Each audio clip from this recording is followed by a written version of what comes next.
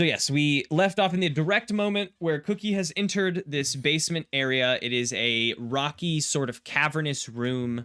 There are some various ledges throughout, all sort of natural ledges upon which 10-ish of these midnight bellhops stand unclothed, but it's not like... Nice. Yeah, you said that last time too. That's very funny. They're unclothed. It's just like pitch black human shapes stand watching as Cookie walks across the cavern and kneels at the base of the mother cradle, which is a miniature cosmos spanning just this room. There's tiny stars and swirls of galaxy all kind of centered around a very minute black point in the center of it all.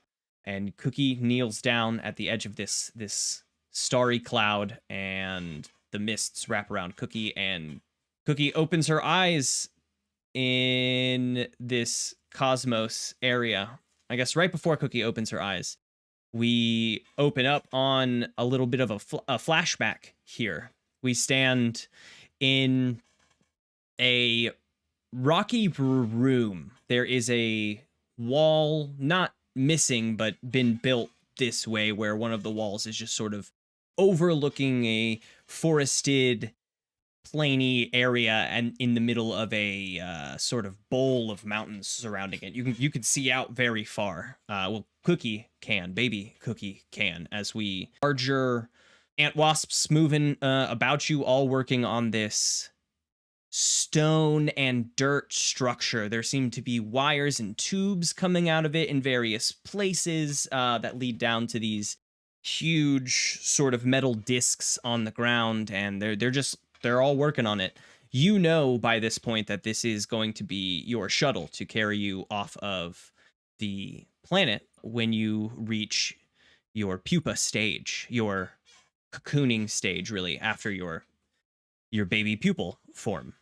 During this time, you've been receiving many lessons from your queen, much about the way that she knows to run, a hive, the way that she knows to do this, the way that she was taught, she's been passing along to you. And as you look out over this area, she is kind of almost lost in thought, half speaking to you, half speaking to herself. And she says, "This is a very tiring job." And she does. She looks tired. She says it requires a lot of energy, one, to output a queen of your caliber. And she looks at you with pride. She says, "No matter what, you must make sure that when you're ready to have a queen, that you are safe. There's a large period of time in which you may not be able to defend yourself, my young one.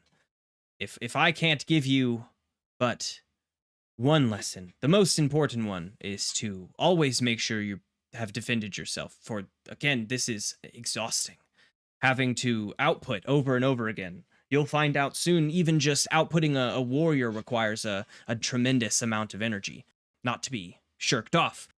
Producing a hive on its own requires so very much. You wouldn't want to tire out before it is complete."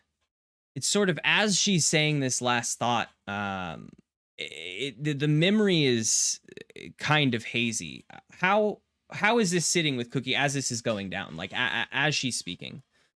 Am I speaking as part of the memory, or am I sort of having an out-of-body flashback experience? Like, am I speaking as myself or as my larval form?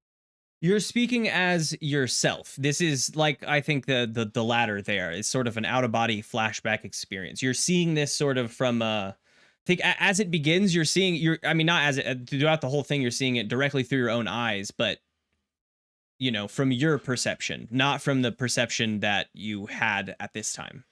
I think this is a bananas thing to have happened to Cookie, because in my brain, the hive mind, the queen of the race, spends an amount of time educating the larva.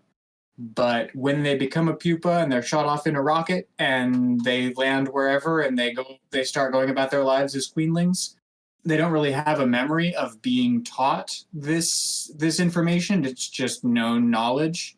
It's just sort of their baseline knowledge.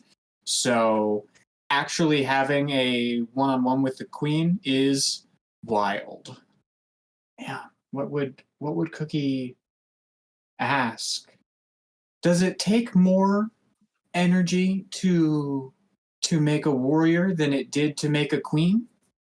She looks down at you and she says, "By far, my daughter, by leaps and bounds, the energy that it required to produce an offspring on to produce you, my next queen, is it took the whole hive much time to provide enough energy to create something that can do what I do."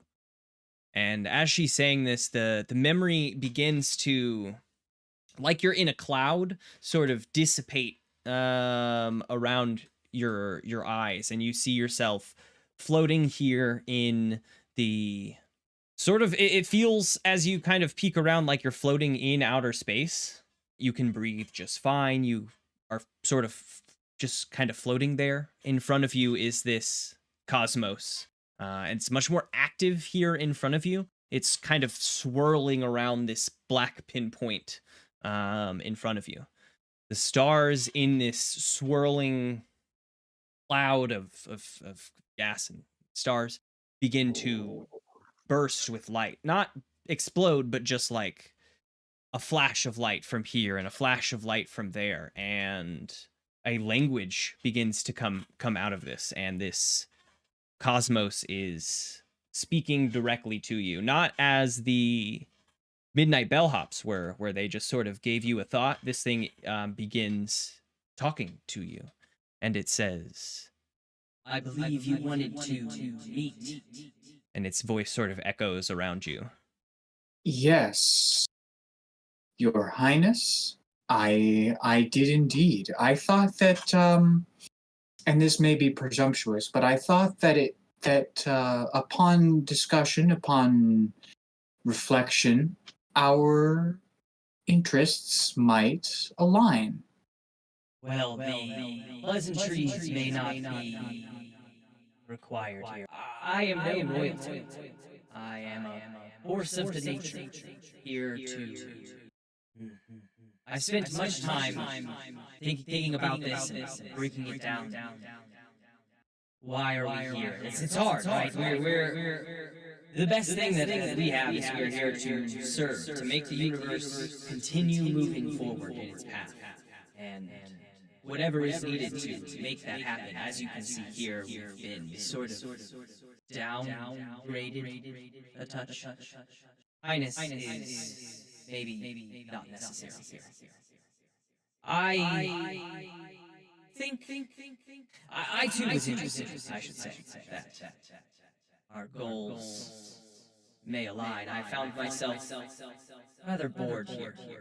If I may, I think that as a part of nature, you are due all of the respect and awe that that nature herself might be due. And since I am of a courtly race, I feel like Your Majesty is appropriate. I am, in some respects, addressing the majesty of the cosmos itself, albeit perhaps in smaller and more personable form. And I think if you reflect, that sort of passive mentality is how you have come to your present state of boredom. I believe that if you adjusted your priorities with a small bit more self-interest, or if not self-interest, interest in the conditions of your offspring, your consciousness given form, you could make your own existence and the existence of the universe a far more interesting space. Don't you think? The lights stop twinkling and the swirling slows. You feel an intense feeling of interest begin creeping over you, and says, I will take into account what you have said. I have been feeling rather listless here, producing my offspring to serve at a casino. Certainly not the general thing that we get up to in my race. And while some of us, more than others, may be okay with their present status, I am less so. Unfortunately, with the locale of where I find myself, it's not so easy for me to depart. But I am interested in your idea. I am made for more. Very much so. I would say, when you were talking with my child, I found myself curious. Bow, bow, bow, bow. It seems to me that you are interested in the what, but you seem to lack the how. But the how kneels here before you. I am capable of taking all that you are and making it mobile and fruitful and perhaps a little bit aggressive. Joining with me would offer you a host of experiences that you, perhaps having stood above the cosmos rather than within it, have not experienced for yourself. My race is one of rebirth. I found myself reborn here in this stony basement and stuck. If I am able to begin my cycle of rebirth again, then I will go inert for some time. But in that time, if you are able to get me out of here, then when I am ready to be reborn, then I can be reborn in a place of your choosing. This is rather beneficial for us, as in the time that I am inert, my husk will remain here, and my children. you get a sense of air quotes almost around that word. Will slowly die off. Don't know if the hotel will be too pleased, but Welcome. They don't say that. They don't say that. The hotel is beneath our concerns. I am happy to provide safety and sanctuary to you while you are inert. If you could inform me as to how I would move or transport your inert form from here to my ship or to elsewhere, to a place of more safety and fewer bow ties, then perhaps we could find ourselves at an accord.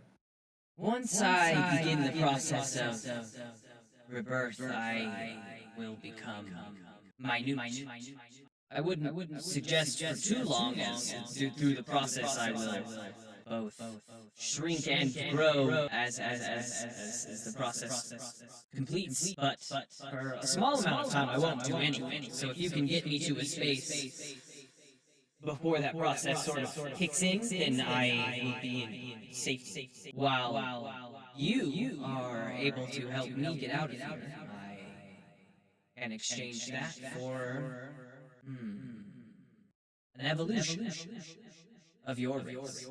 Your queen mentioned that the level of energy that it outputs, that it requires to output a young, is extensive, strenuous on yourself. For me, is not so. I can You, for a moment, as it's saying this, see the room as if from this cloud of gas. The cavern room, not the space that you are occupying currently. And you see a midnight bellhop just sort of grow out of a point of blackness in the center and then walk forward into the room. And it stands there. I guess it doesn't really have much to do right now, but it stands there, and your vision comes back into this space. I think that we both have much to think upon from this conversation. If you have business to attend to, maybe on this planet, you can let one of my children know when you are ready to put this plan into action. And we can get me to a ship. I have business here for, I believe, 2 or 3 more days. And then I will be leaving for a space station where I have more autonomy than you would expect, and plenty of room to expand. If it is possible for me to coordinate with you through one of the bellhops, we can definitely arrange time to get you aboard my ship. I don't think that there's a response after that. I think that your vision begins to, again, it's like you're coming through a cloud, and your vision clears and you're staring at the ground, and you look up and you're like face to cloud with this sort of cosmos. And now 11 midnight bellhops in the room, just sort of standing there. They're all staring at you. Yo. There's 2 in the suits at the door, and they you just get the idea that they're ready to show you back. Let's go home, I suppose. And I follow the midnight bellhops back. The elevator slowly and rockily climbs back to the lobby, and as the doors open, Carl, BBW, and Slippy are entering in the lobby doors, having just returned from Pleasure Tower, is where the last place you folks investigated. Well, you guys meet up in the lobby, and she holds the elevator doors open for you, and you folks, the elevator ascends to your private floor up at the top, and you folks reconvene in a room. What kind of mess did Lucy make? No mess this time. She wasn't she wasn't looking for anything. She made But what trouble was she getting into instead? she ordered a bunch of pillows from the Midnight Bellhops and have created and I guess you can see in there she ordered some like brooms and shit, and has created like a large person-shaped pillow thing standing on the bed. So when you walk in, it's like more surprising because you turn and you see like a person shape. Shoot it. The feathers go everywhere, and she's like, I thought I got you, but I guess you got it. You Sorry, can't Mr. surprise Pillow Man. old Slip Master. I guess that's true. I'm sure glad you weren't inside of that pile of pillowcases. Me too. That would have been. This is why, when given these supplies, we make pillow forts. Always superior to pillow people. Wow, okay. Oh boy, for a moment I thought I'll hide in the Pillowman, but good gracious, am I happy I did not. Never hide in the pillow man. And feathers cascade down through the air as the 4 of you have reconvened in someone's room. I don't remember where Lucy was. Probably in Slippy's room, because that's where her Slippy's drawer room, is. Probably. Right, Hey, Cookie, what'd you get up to? How was the market? Was that what I was doing? What You went to the market. What was the last thing I told you guys I was doing? Hey guys, You I'm just heading said to you the did. market. Yeah, you'd be right back or something. Oh yeah. Well, in cookie news, I bargained with someone in the market. I got to try some haggling. It was very fun. We might get a new weapon for our team. Saw the sights and I might evolve, and that's it. What was that last one? might You're gonna do what? I might evolve. Slippy's a creationist. Huh. Interesting. I might become different. Whenever I became this from a tadpole. Exactly like that. Huh. I've actually done it before. This isn't my first time. The last time I felt like I evolved was the last time that Carissa and I broke up. Anyway, yeah. So at the What did you guys do? At the horse races, we had some problems. So there was a silver robot who was Very stalking sneaky. us. And he kept looking at us. He's looked at me a bunch of times now, and I've only now realized that it was the same sort of robot. And I'm not happy about it. And also, there's a bunch of little cameras just around, I guess. I don't know if there have been Not cameras just around in regular other. casino cameras. They're No, like these are like no. extraneous cameras. I don't know if they are elsewhere, but they were certainly at the horse race thing. So we'll probably have to let we'll brief Mr. Blood before he goes out onto the town. See if any of that rings any bells for him. But yeah, very uncomfortable. Yeah, if there's cameras at the horse race, I would, I guess, assume that they're all over, and we have no knowledge on the robot, or Yeah, he disappeared. Don't know. We looked at him. We looked for him really hard, and I thought I rolled really well, but I didn't roll well. I mean, I couldn't find him. It was hard, too hard. I'm sure you did a great job. He was just skilled, just a skilled robot. That's the way it goes. What about you guys? You guys do anything interesting? Are you guys gonna evolve? Are you gonna evolve? I BBW? was an egg once. Oh, I'm sure I told my What was that understanding of like? what a pleasure tower is I don't for, remember. Me neither. and it was not for birthday parties. Was it BBW is more? constantly evolving. Was it You more evolve or the less toaster. pleasurable than a birthday party? Well, I want to say it's less, but I learned that it really depends on the person, I guess. What a good answer. That was a Yeah, good answer. TBW, everything's lesser than the party. We Parties come from everything else. are we all ready for the plan? We need to make sure the party's ready for Mr. Blood's arrival. And The plan. yeah, the party. The welcome party. Surely you haven't forgotten about the welcome party with the crudité inside of the briefcase plate. Yes, I'm sure Lucy's been keeping track. Lucy's been still in the keeping track fridge of that where I dish left the whole- it. I sure hope it is. I don't know where else it would be. Lucy. I'll go check. She shakes her head. No, I've been keeping an eye on him. Not a single midnight bellhop I allowed near that fridge. And she stamps her foot down, and Slippy, as you open the fridge, you see that they're perfectly in their Tupperware container, because it would be weird. You put them in the briefcase already? You put the briefcase in the fridge? The briefcases are next to it in the fridge, just stacked up to be kept cold. Because we want the briefcases to be the same temperature as the food, so the food stays the same temperature for longer. Okay. Mm-hmm. Sure. Business. You have the food, which is snowberry tarts. No, that was what you made for each other. I don't. Oh, you made bowler Yeah. In the shape of a bowler hat. Bowler hat Business. bruschetta. Yep. Very business indeed. Okay. Perfect. So, yeah. Anything else this evening? Do you folks want to talk about his approach, or do we want to have him approach? All right. So I'm gonna take position right next to him, because I can't be surprised. Try me. Boo.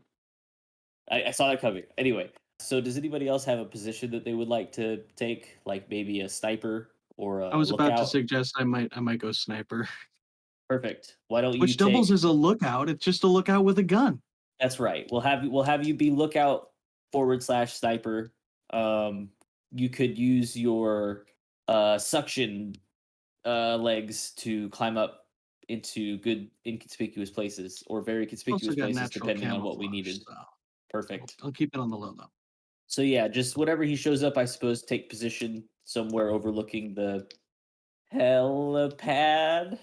And point your sniper rifle at him so we know that he's safe. And then I'll got jump it. in front so that I'm not surprised. Every 10 seconds I'll go, should I take the shot?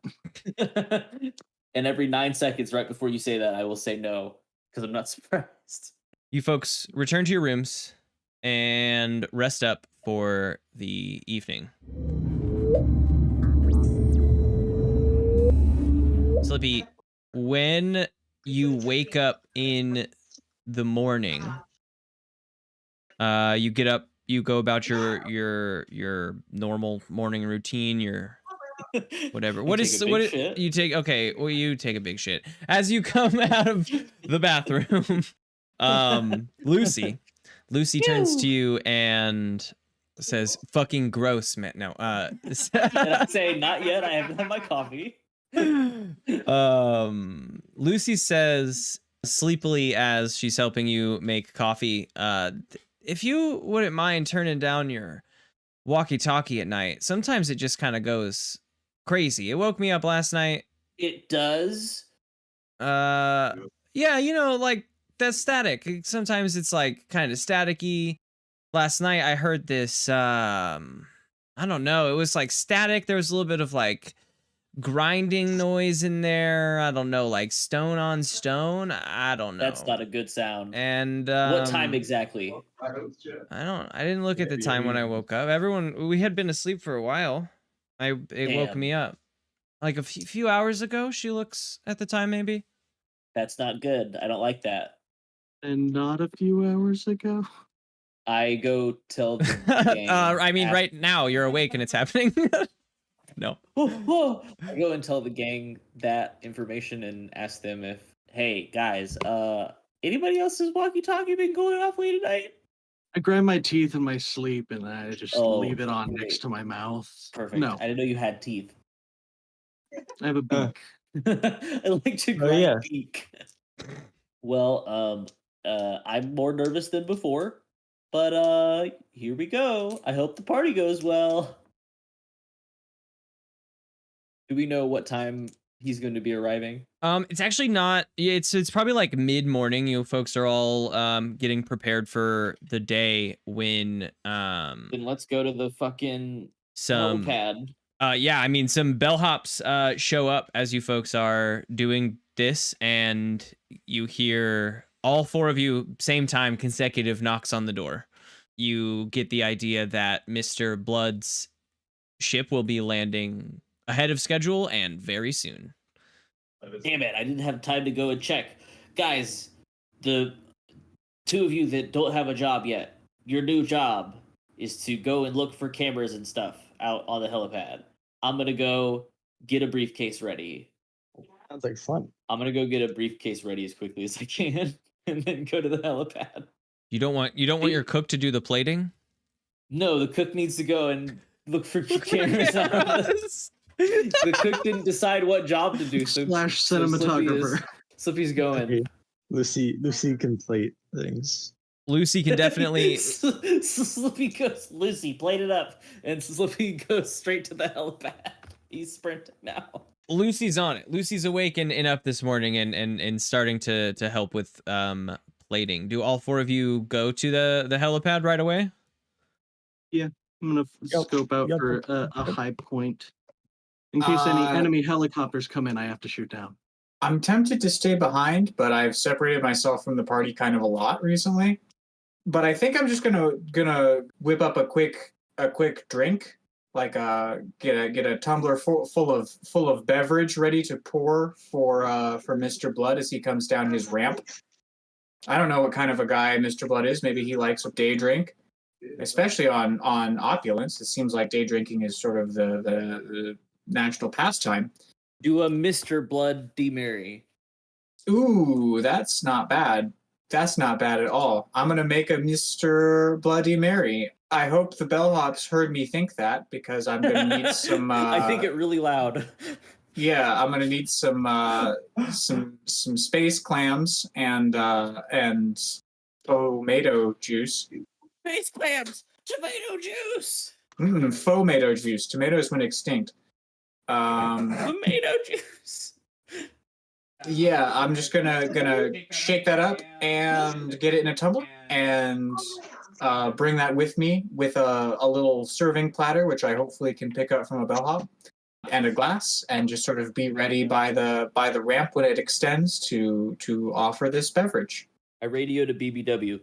BBW, don't forget the office supply shaped balloons. I think we got balloons, but I don't remember what kind of balloons they were. But so get the balloons. Over. We got balloons? Yeah, I Banner's in think the you party guys. room. Yeah, you guys did get. They came with the whole like businessman party Oh. set, business casual party pack. Yeah, get That was the cool, stapler okay. balloons and the Excel document balloons. Okay, you got it. The Mr. Clippy balloons. The staple. Do you need staple help one. blowing that up? So it sounds like Cookie's position as this ship comes down is at the landing zone with drink in hand prepared. I friggin' love it. Where is everyone else's position when this Slippy's ship comes next. down? Slippy's next to Cookie, and I have one of those little towels that I thought really loud of. So it's like a warm towel that I'm going to offer to him whenever he gets off of the plane. Okay, you got some hot towels. Yeah, Carl. I they said were- hot towels in my brain, and they brought it to me. Maybe they were the balloons. Okay, BBW is on on- balloon duty. You know, on Balloon. rooftops where like there's that kind of concrete shack where the top of the stairs is that's like indoors but it's sticking out. I imagine there's one of those here, and that's the sniper's perch that Carl's chosen. It's just like 6 feet higher. I love it. I love it. Not, I mean, you can't really get much higher than the top of a building already, but you've gotten as high as you can up on this little quote unquote sniper's perch. I will say that you folks arrive up here a couple minutes before the plane or the ship is coming in, because I know that Slippy wanted to do a quick Okay, then I'm going to look for search. cameras. You have a -1 because you're doing it super fast. Like it's coming in and you're trying to get the search That done. works for me. So it's I'm going to do I've got a bad feeling about this. You said I have a -1. I have a +2. So that brings us to a 9. So I'm going to ask one question. Is there a trap here if Soa activates it? I sure hope there's not a trap here. There isn't. There isn't. You have just enough time to like peek around. You look for in all the basic camera locations, and in some like now that you've seen cameras in books, you look in a little bit more specific locations, and you direct even Carl to look around up there, and during the lights hanging off the side to illuminate the roof, and you don't find any cameras or traps or nothing Ew. like that. Above you see an orb. It's an orb, and it is descending. It is covered in LED lights that make it look like a golden ball descending from the sky, and it rests. L in this case standing for laser. It comes down and stops like an inch above the ground, and then 4 tiny, powerful legs come out and rest silently on the ground and suspend the ball directly above. A little golden ramp descends with marble trim, and down the ramp first walks a pot-bellied. He is in a pure white suit with what look like 3 maroon droplets on like right over his heart. Three little splashes of blood right over his heart on the pocket of the suit. He wears a white top hat, and he strolls down the ramp and says, "Why, hello there, folks." Hostile sighted, taking the shot. Slippy says, "Negative, Ghost Rider," and he bows and he says, "Welcome to Extravagance." I think is the name of this planet. Opulence. Opulence. Welcome to Opulence. And a happy birthday. I'm gonna have 1 balloon and a special beam Welcome to necklace. Extropulence. He takes the balloon and says, "Well, it's not my birthday, but honestly, we could celebrate every day like it is. Are you folks the crew from the Delta I hired?" Yes, sir. We are your faithful bodyguards for your stay here on Opulence. Though we do provide more services than mere bodily safety, I myself am a competent chef and mixologist, it turns out. I offer the beverage. He takes it and takes a long. Slippy says, "Wait, you're not allergic to anything, are you?" slow sip Clams from and the glass. No, clams and tomatoes. What's this red stuff? Smells like fish. No, he takes a long drink from. Even as you ask that, he doesn't stop, and he drinks about half the glass before he puts it down, and he says, "Whoa, that is a mighty fine alcoholic beverage. Will you be able to make me some more of these while I'm here? I wouldn't mind having a mixologist, as you called yourself, on hand." Nope, that was the last one. I can mix you anything you desire, sir. I like the way you said it. Are you gonna mind meld with this guy too? And as you folks are talking, your focus is on Mr. Blood. I would say pretty much everyone's is, besides Carl, who is scanning. I mean, yeah, I'm trying to keep my focus off Mr. Blood because that's bad trigger safety. Yeah, 100%. You're scanning. And also, don't have your tentacle on the trigger. It makes so much more sense that you're scanning, the overall rooftop. You're looking for the dangers. You're the lookout and the sniper. Some movement at the top of the hatch draws your attention, and a shape comes out of the ship, and you don't fire because they're just another person off of the ship, and you know that Mr. Blood has a guest coming. The rest of your attention, BBW, Slippy, Cookie, is drawn up to this figure in the doorway as their voice comes out of the ship. And they say, Well, well, well, if it isn't Tombleson S. Slippy.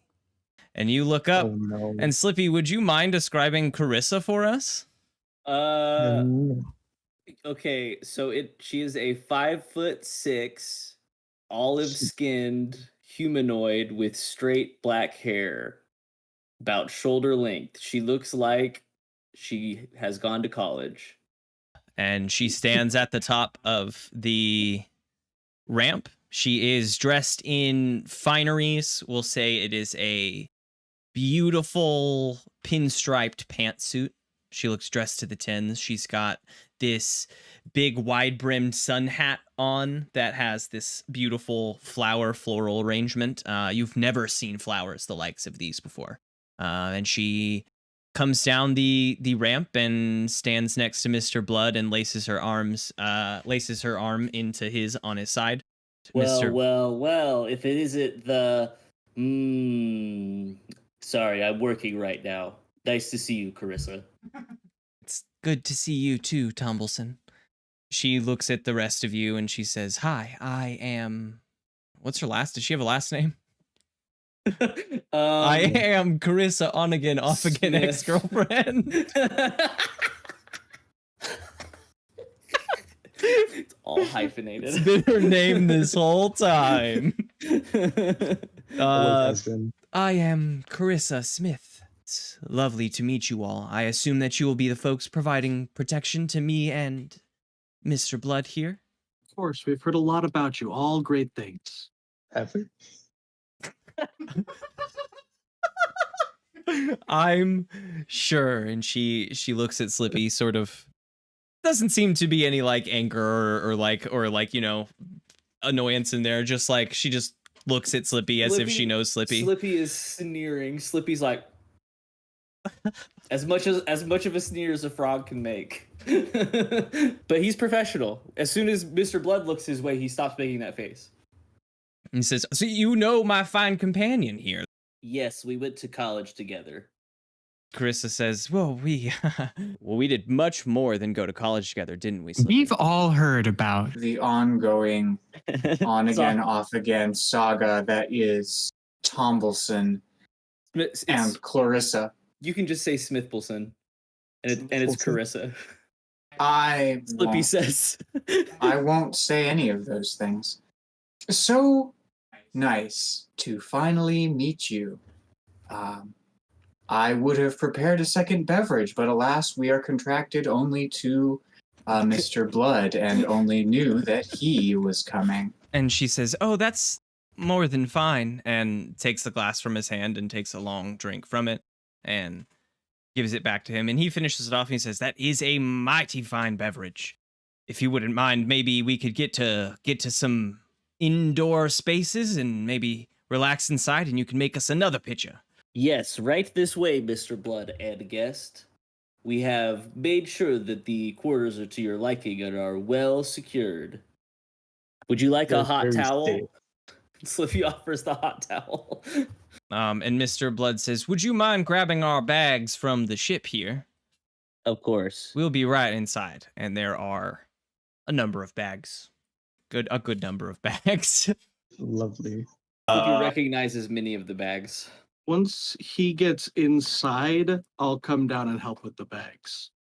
But as long as he's up on the roof, gun is out. Cookie does not help with the bags.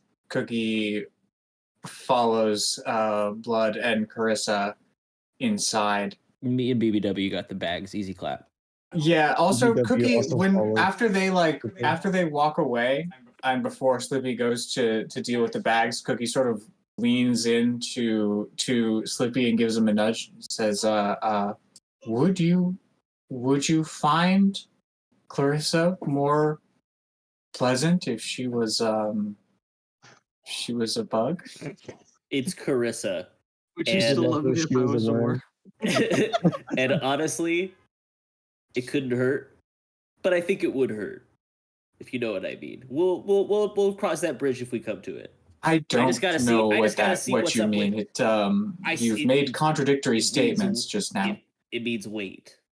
I gotta suss out this Blood character. Okay. Well, if you ever change your mind, and Cookie waggles her antenna suggestively, I don't know, like eyebrows. Go get involved. Awesome. So BBW and Slippy help carry in the bags. Cookie goes and makes another. Do you work on making another picture of your Mr. Bloody Marys? Mr. Bloody Marys. As Mr. Blood enters the building, Carl, you are safe and good to come off the building and head on in with them. You folks Just follow like I'm hounding a restraining order. I'm just following behind him at 50 feet with a sniper at all times. Just Raised, pointed at their back. fine up here on the roof and maybe on his floor, but I don't know if you could just walk 50 feet behind him in public with a gun yeah, I don't pointed think at I'll him. Get away with it. Defy danger, stealth. I'm just continuing. I'll just follow along with No, yeah. everybody else. Yeah. I'm also going to make a picture of Karis sours. They are mostly lemon juice. This is a good drink. Very, very accurate. I've never drunk anything before. Wait, haven't you? I don't think so. Yeah. That was Gabe's Did I? first bit of he like upgraded his bond one time because you drank, and that was a step on can he eat. Yeah, and at the party you freaked out and had you had food and beverage. Then you've had punch at the parties. Oh, yeah. I don't know if you ever drink the pure lemon juice that is the Crissour, but we'll find out as there are 2 pitchers of beverage now. Carissa pours herself a tall glass of Crissour, and actually, no, she doesn't. She pours herself a tall glass of the Mr. Bloody Mary, and he does too. And she says, "This is, I really appreciate this one. This Mr. Tomato juice," she says, as she's drinking it. And Mr. Blood says, "Well, you fine folk ready to do your duty and protect me as we go out for a night on the town?" Yes, of course. We've already sussed out lovely locations for you and all of your favorite places. Well, you know I got my private rooms and all the spaces that I like to attend. I've already Yes, sussed of out course. those. We've had some security issues, so to speak. Have you perhaps ever seen a silver robot? A silver robot looking at you in a crowd, or maybe a camera where you weren't Lyrics, expecting son. it. Because I've seen those things. Is this some kind of metaphor? Because no, it's an unfortunate fact, I have to say. What are you saying? So, That's if you can paint with all the colors of the wind. no, not that one. That's not part of the questions. Have you ever seen a silver robot staring at you specifically in a crowd, perhaps. Not like a metaphor, like a legitimate in- silver robot staring at me. Correct. I'm sure that at some point some silver robots have looked my way. I can't say that I've had my attention drawn to any of them. Well, it's hard. If that yeah. happens, point He that looks out. he looks at BBW and he points at BBW. He says, "There's a silver robot looking at me right now." Thank you. Please continue to do that as we continue to do our bodyguardly duties. It's very important that you point out any silver robots that look at you. Is there a need You for only me need to point out each one out once. Okay, only point okay, I can do that. Once per robot. Once per robot, Once point out per every robot. robot I see that looks at me. Silver robot. Every silver robot I see that looks at me, point them out, but only one time. Correct. Okay. Okay. Thank you, Great, sir. Thank you Not so all of much. them You're can so serve very you intelligent, Mr. Blood. You're feeds on picking this command. up immediately. But yes, we're ready to escort you whenever you are ready. Your guest as well. Well, that's fantastic. I could definitely use a night of gambling on the town before we attend our horse race tomorrow. Our day of gambling on the town.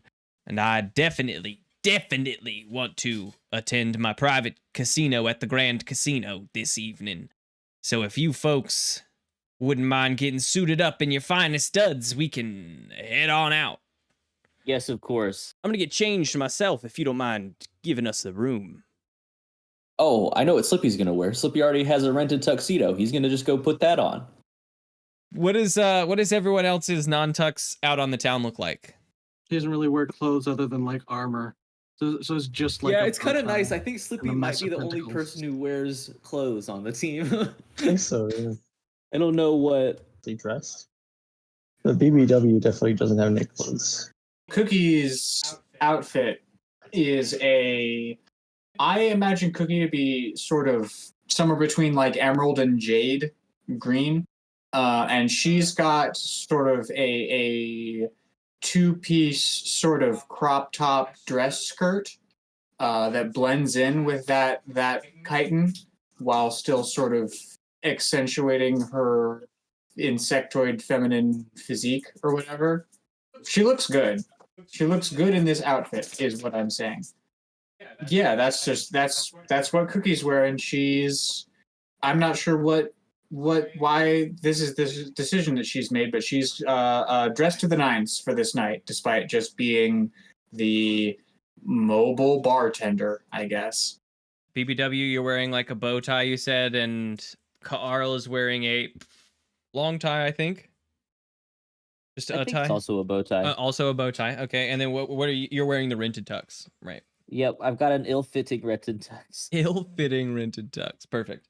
So you folks are dressed to the nines or eights in some cases, and reconvene with Blood and Carissa. Blood is wearing a extremely similar white suit to the first white suit he was wearing, except the blood spots are on the other side now. Carissa is wearing a sequenced ball gown with heels high enough to keep it up off the ground. You folks head down to the lobby. Mr. Blood has a car waiting. It is a big enough car for all of you to get into. Does everyone get into the same car? Okay. Yeah. Slippy is definitely going to Yeah. get in. Slippy needs to be right-hand bodyguard. Okay, we all ride in the vehicle on the way to the Grand Casino. About 30 minutes later, you folks pull up to the Grand Casino. When you do, there are two rows of these midnight bellhops all standing alongside a red carpet stretching down the stairs and rolled out to where the car pulls up to. And I opened the door for everybody. Nice. Mr. Blood steps out and the party walks down the red carpet and into the Grand Casino. All of the patrons currently of the Grand Casino are standing around the balcony overlooking Mr. Blood as he comes in. They too are dressed to the nines. Most of them, they have champagne is like being poured by midnight bellhops as he enters, and He just sort of waves as he goes, and Carissa dead set forward as they go down the red carpet and towards the elevator in the back of the room. Slippy's going to use his walkie-talkie to talk to BBW. Slippy's going to say, "Hey, BBW, use your mechanics to scan for silver robots in the crowd, maybe. Also, I bought those shoes."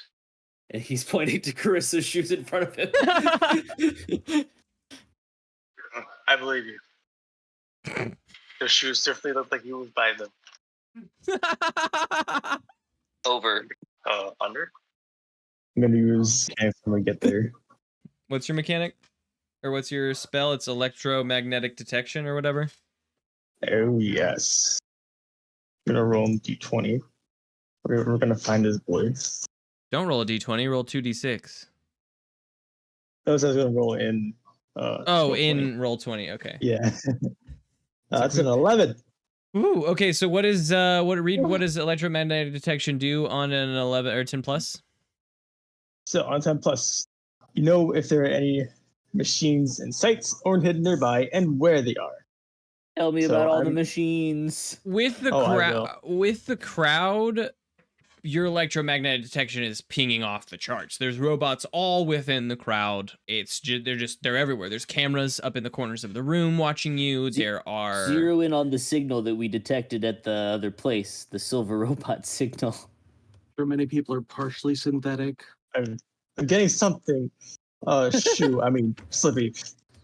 Yes, so you do in that crowd, you get a sense of tons of robots, tons of sentient robots, tons of cameras, microphones, lights, etc. But you do get just a hint of that ping from the same sort of silvered face-plated robot.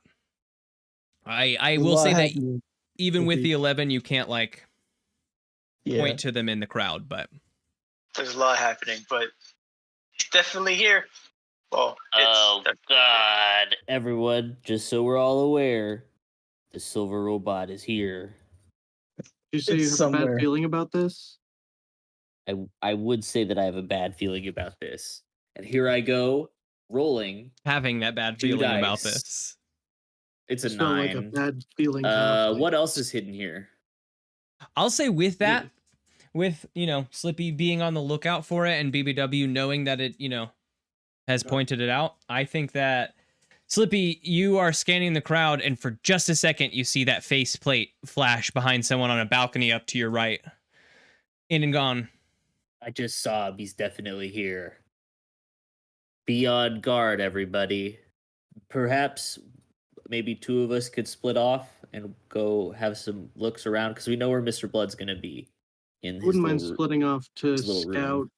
scout. Mr. I Blood think says, it would be and you and BBW, because Cookie is needed to make drinks. And I'm needed to, Carissa. I like that. Carl and BBW split off to look through the crowd, and Cookie and Slippy remain with Mr. Blood. As you folks actually start to split off, Mr. Blood says, well, now where are you folks headed? We're headed on up to the blood box here. Of course, Mr. Blood. The team is going to make a quick sweep of the surroundings, and then they're going to meet us at the box. Ah, yes, you gotta Typical stay. bodyguard type shit, Maximum safety. I mean stuff. You're at work. How are You're you at about work. cursing? Do you like it or I not? use the occasional curse word myself. Sounds fucking good. Oh. Oh. I'm sorry. I'm nervous. I mean, I'm not. Marissa rolls her eyes. And Never mind. I'm. Oh shoot. And Carl and BBW, you split off as they reach the elevator and get into the elevator. Bless Cookie, you. Slippy, Blood, and Carissa get into the elevator, and the elevator doors close. What do the two of you do? I imagine there's like a balcony floor. Mhm. Like a second floor that kind of overlooks. Yeah. That's a lot of the crowd is up there doing cocktailing. The elevator that they went into is underneath the stairs and goes up, and then the big And set that's of where I saw the stairs. silver robot, I assume. So you guys at least know I've pointed that out. Are there catwalks? No catwalks in here. There are some large chandeliers hanging down from the ceiling in the center sort of this, but mostly it's just these balconies viewing the room from this grand set of staircase on the opposing side of the room from the entrance. All right, BBW, I'm gonna make my way up to the highest location I can get to. You're welcome to tag along because we are already split off from the main group, and it wouldn't be bad to stick together. But if you want to look through the crowd yourself, you're also welcome to do that because I don't think we're in immediate huge danger here. Live your Sounds like life. a plan. I'll just keep an eye out for it. Yeah, really the highest point you can get up to is just like on the same level as these balconies in this I area. figured, yeah. Yeah. So you two are peering through the crowds. Do you split up and go different ways around the U, or do you stay together and like peer through the crowd together? Oh, I stay near Yeah. whatever the means of entry is. Like if it's a stairway up to that, I'd like to stay near the stairs so that I can kind of watch people, and as people move, I can keep an eye out for what we're specifically looking for, the silver robot. Yeah, Or anyone else I recognize as a threat. Yeah. I think the two of you are just sort of scoping out this room. The silver robot doesn't make themselves readily apparent, but you know that they're somewhere in this crowd. Up at the top of the elevator doors open. Cookie and Slippy, you are let out into the square room. It has 3 doors, 2 of which are open. The one to the right leads to a lounge area, large cushy seating. There's some tables and like bar stool style seating around these tables, more like a personal bar area. There is, in fact, a well-stocked bar in this area as well, and windows overlooking the city. In the door across from the elevator is the casino area. There is a smaller bar in here, still well-stocked, just not as big and grand as the other bar in the lounge, but it is in here and well-stocked.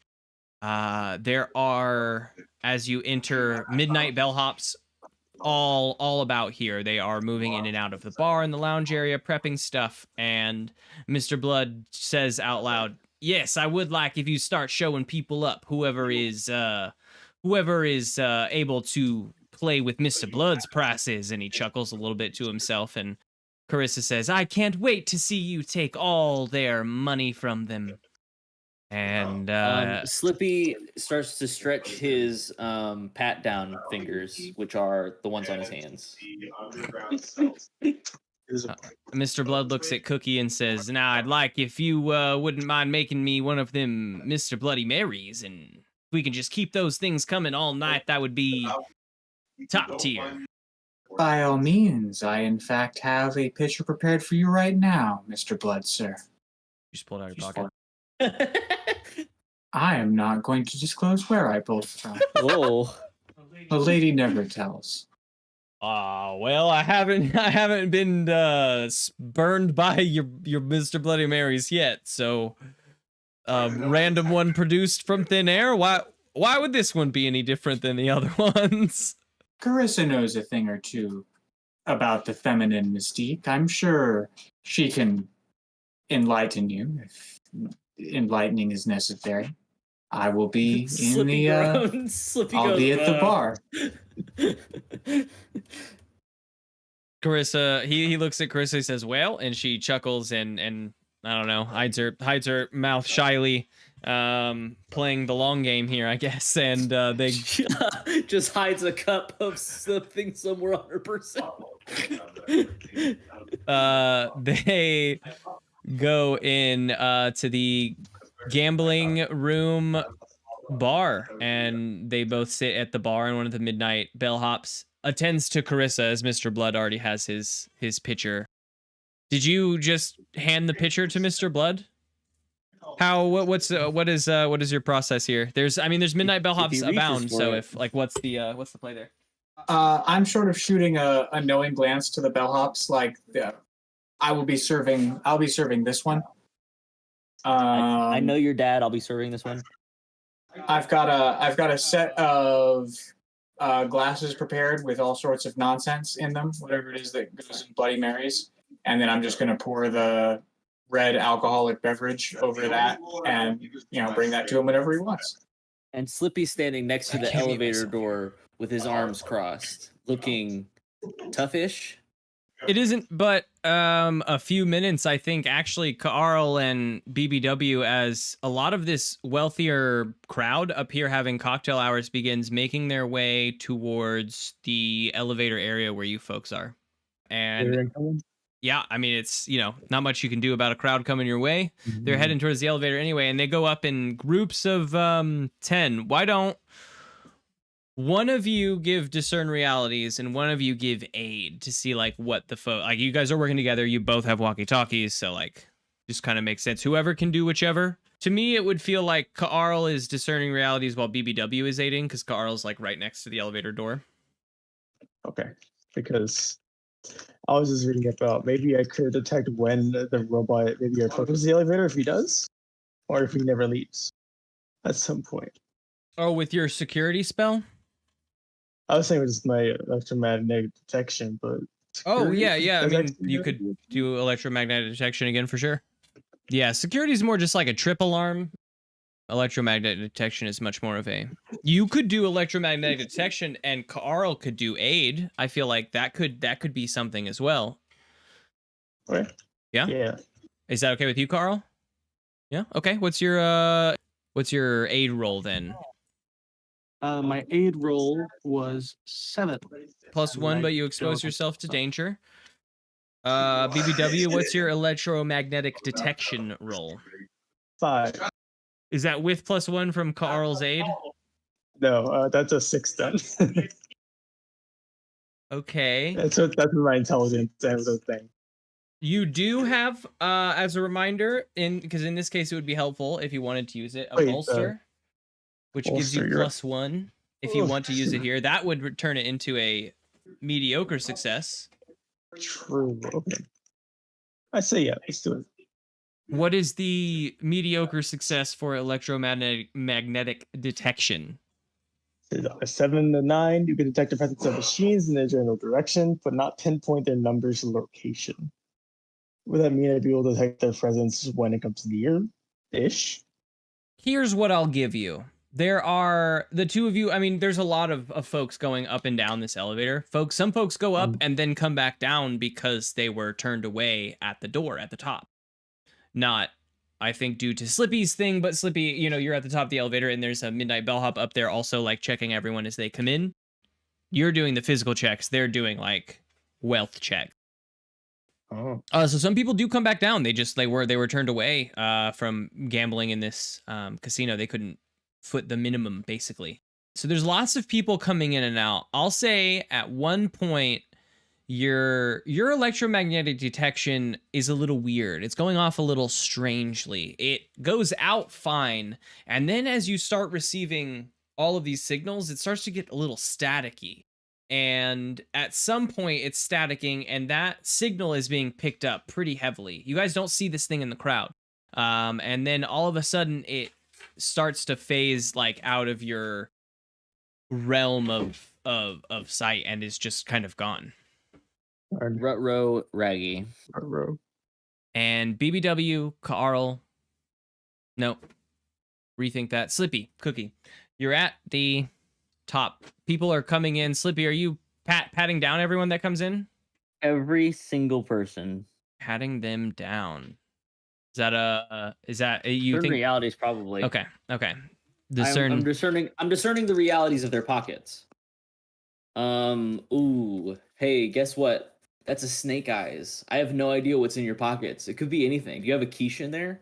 I think that so many people are coming up and the midnight bellhop is able to check them instantly that I'm basically slapping them twice, once on the hips and then once on the jacket pockets, and then I'm sending them in. And you send in lots of people. The midnight bellhop that the midnight bellhop approves, and some go back down the elevator. But man, at no point do you like really recognize a silver robot that you have patted down. Sure hope I would recognize if I was patting down a silver robot. That would make sense, right? That would track pretty heavily. I did a roll a natural 1, so who knows? You're distracted. There's natural a lot 2. of people in here. Cookie, I will give you a chance if you want. I'm trying to look cool. to make this next batch of Mr. Bloody Marys a like cook roll. If you want to spend some like extra focus and time on it, I would imagine that you put more time into it versus just like slapping together the alcohol brought to you. Right. Let's see. All right. So before I make my cook roll, I have to dictate the two effects that I'm shooting for. I'm gonna go both staple effects. We're gonna go with comforting and aromatic. Feels good, smells good. Comforting says anybody who eats this meal will feel more positively about you, even if they do not show it openly. We've used this effect quite a bit. Good, easy, staple effect. Aromatic, this meal smells exactly how you want, strongly. People nearby who can smell it will be driven to distraction. And Slippy, what have you told Cookie about your relationship with Clarissa? That she's a conniving, evil, manipulative, monster of a person. So And no, also she's a sweetie pie if you catch her on the no right day. specifics, no specific memories of any sort. Nothing to tie a smell back to at all. A smell back to bowling alley food. I think I've said something about she a really bowling hates alley the smell date. of frog. This is my frog in the beverage. morning, you know, because Slippy's always shitting in the morning. Mm. Don't make it smell like that. The opposite of that. Okay, I think Cookie knows approximately what a bowling alley smells like, and Bowling alley food.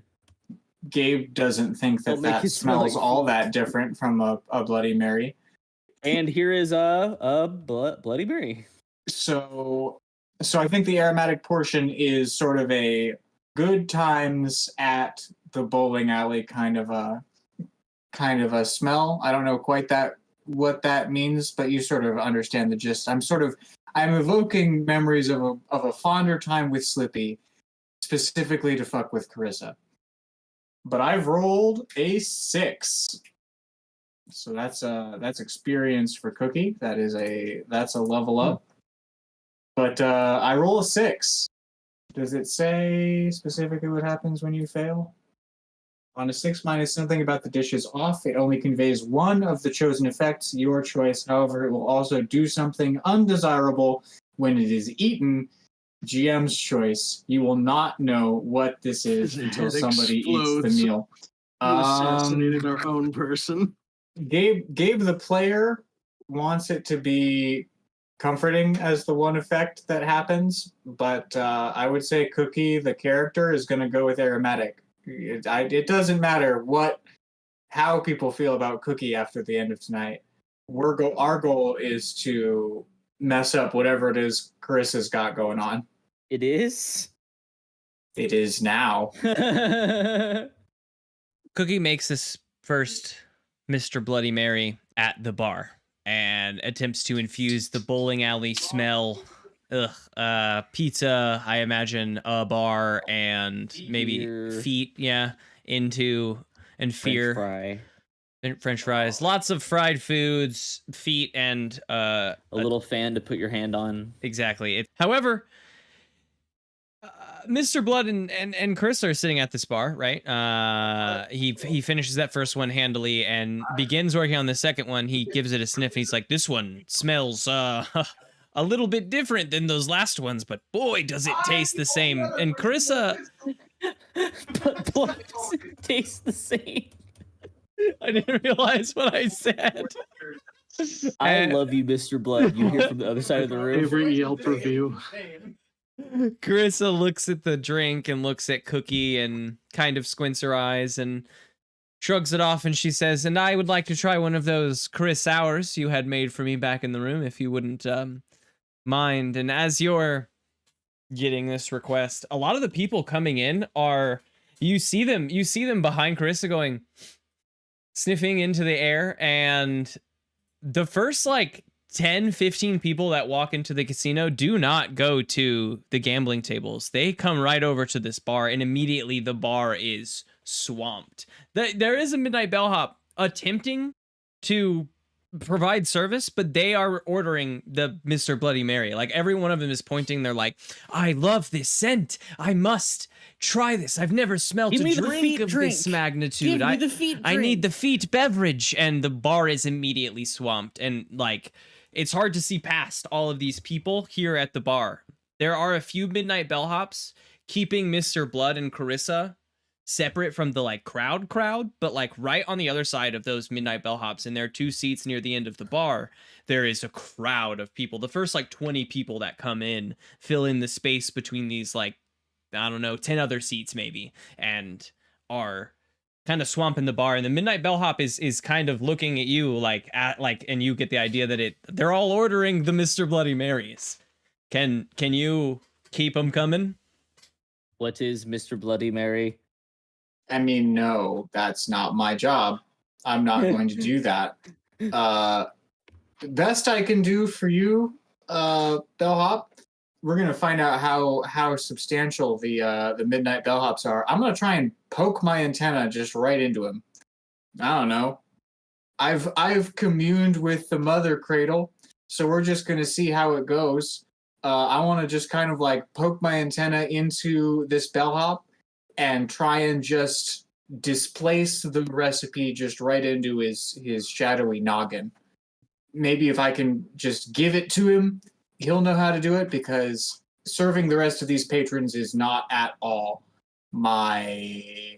it's not what I'm being paid to be here for. That's a dead fact. I don't care how good of a date we had. I'm not gonna do your job. I think that might, I mean, you did have a date with his mom. I think that might be probably an easy connection for you. You touch and you feel that information immediately push into this midnight bellhop, almost as if it's completely open to it or you or something in this situation. Nice. And you feel it go right in there, and immediately the midnight bellhop starts like throwing together a drink, and the smell of feet begins wafting out from behind the bar. And at some point, Carl BBW, there's just a line of people at the elevator, not allowed to come up anymore. There's a midnight bellhop there at the front of the elevator, just like standing, arms in front of their arms behind their back, just like waiting. And they're not like allowing any more people onto the elevator. You get the sense that it's kind of full, and there's about 50 people, aliens, humans, robots, all up here, just sort of using the tables, sitting in the lounge. It starts to smell like feet down here too. Mm-hmm. The smell of foot wafts down the elevator shaft. That's about it. What do the two of you want to do? You haven't spotted a robot. It's really hard detecting here, but why are my smell sensors detecting people walking? Well, there are a lot of people in here. I suppose it's a. I don't think I've ever been around this number of people on land before, honestly. So this seems normal. I sweat a lot. Not entirely sure. Are you two gonna stay posted up down here, just like watching over the entrance? I just want to be make sure before I move back on. I don't want it to seem like I'm focusing on upstairs and not like you two. Oh, you're good. Yeah. Yeah, I figure we'll keep watch down here unless we hear something changes upwards through the comms. Okay. We're near we're some needed seats, there. right? Otherwise, I'll start scavenging the seats for cameras or little items I can eat. Okay. Cigarette butts. I mean, maybe give me a discern Buttons. realities, with the first question being, what is useful or valuable to me here? If that's what you want off of that. That feels like searching for stuff in seats. If I were to use security, right, am I able to rig that so it'd be like a specific entity I could see? So if it gets triggered, I know it was triggered by the robot or something. Is that something I could do? I don't think so, because this is a level 1 spell, right? This is an alarm tripwire, right? I don't want to give it all of the utility of probably some of your later greater spells. Yeah. So, probably not. That one's probably just like an alarm tripwire that you have situated. It still could be useful. There are some good doors that it could be used on. Obviously, there's a shitload of people here, so it'll be crossed off if you just throw it down right here on the ground. But maybe like some of the secret halls upstairs, not the secret halls, but like there's that the third door that wasn't open for all these people leads into a storage closet that has a secret hall back and into the gambling room. That might be a good place. If someone enters that room, there should be no reason that anyone is entering that room throughout this whole party. So that could be good. Something maybe like on his suite, his like living, or where he'll be sleeping, because at any point if anyone crosses in there, having it there could be helpful. Just some suggestions, I think, based on security. If you do it here, it will be pinged often, so maybe on a spot that you can't watch super well, the front door, the specific elevator door, especially now that it's blocked off, you should know everyone coming in, so if it gets pinged and it shouldn't be, maybe someone snuck onto the elevator. What? I like security. I'm gonna let me set that up then. I'm gonna put it by. Can I set up multiple? Is that anything I could do? Nah, just one. You could on like future uses of security if you want to have multiple places rigged. So where do you want to set this security up at? I'll watch who comes in. Like the and front. We'll do it by the front door. The front door. Okay. So in order to enact security, you have to walk a quote unquote walk a perimeter, but I think that could just be walking a line back and forth between a front door, across the bridge of the front door. Roll use machines, whatever your spell is. I think it's roll plus intelligence. Got it. That's a solid 10. Nice. So, I think you just do it on a 10. Yeah. That's great. Yeah, you have this line set up, and it is proven to you that it works in going off as a few people enter, and you hear this you feel this ping in your head twice as a couple enters. And you look away and you hear it once more as another, gentleman enters behind them. And they wander up into the bar, and they're just bypassers, but you know that it works. Let me have that feet drink I keep hearing about. In the private casino, Mr. Blood has gotten up and he has moved over to some gambling tables, and a lot of people kind of surround this table to just watch. Some of the tables are in use, and there's lots of wealthy gambling going on here, and the party is sort of in swing. Slippy, Cookie, what do you do? As he gets up to go to the gambling table, Slippy will leave his post over by the elevator and go and stand behind Mr. Blood. Do you want to give do you want to get more information about the crowd with discern realities or something along those lines, or you just want to post up? Because either is fine. I don't want to say you have to do a move. For sure. No, I think the best one for here is probably to stick with. I've got a bad feeling here for this time. Hopefully it won't roll. This one is a 9. So I'm gonna ask again. What else is hidden here? What is this crowd hiding from me? What kind of secrets do they have? They're all robots. Cookie, what are you doing while Slippy is doing this? Unless you want to wait for information, you're just standing behind the bar until I give this. That's totally fine. I just want to know where Cookie is and what she's up to. Cookie is either remaining behind the bar, sort of casually eavesdropping on Mr. Blood and Carissa, or if there is a miniature kitchen nearby, maybe she's making some hors d'oeuvres, some pass around appetizer type things. But that's only if there's a kitchen available. If not, she's just hanging out. Sure, there's a burner under this bar, a single burner, the little mini fridge for bits, and there's even a couple, bar hands, midnight bellhops that you get the sense that they can bring you some hors d'oeuvre ingredients if you need, if you're willing to make past apps for the party. There's a few of them doing past apps. They're okay. They're your basic past apps. Maybe a little better because he's put in a lot of money. Basic Las Vegas hotel food. Is there a specific past app that Cookie wants to make to impress the party? Cookie didn't bring any of her own ingredients with her, so it would all sort of depend on what's on hand. wants to be more useful in this situation. Her level of usefulness in this situation is not high, and so she's looking for something to do. So if she has ingredients, she'll definitely whip something up. With one burner, she's probably going to make maybe sliders. She's doing little mini bergs. Yeah, I think mini bergs are gonna be the thing. And I'll pick out some meal effects here in a moment. As Cookie is rifling through the fridges and whatnot to see what she does have access to begin, as the midnight bellhops, signify that they are on their way, we'll say, to grab the beef, right? You might have the rest of the ingredients down there in some form or fashion, but they definitely are going to grab their high-level beef in return. Slippy, as you enter into this room, you see Cookie bending down behind the bar, looking, rifling through these fridges and such. You're walking over to Mr. Blood, and you, through the din and the hum of the wealthy people gambling, the dice hitting the table and cards slapping down, you swear you hear a click. I don't think that it's anything. There's not. It's the click of a latch clicking into place.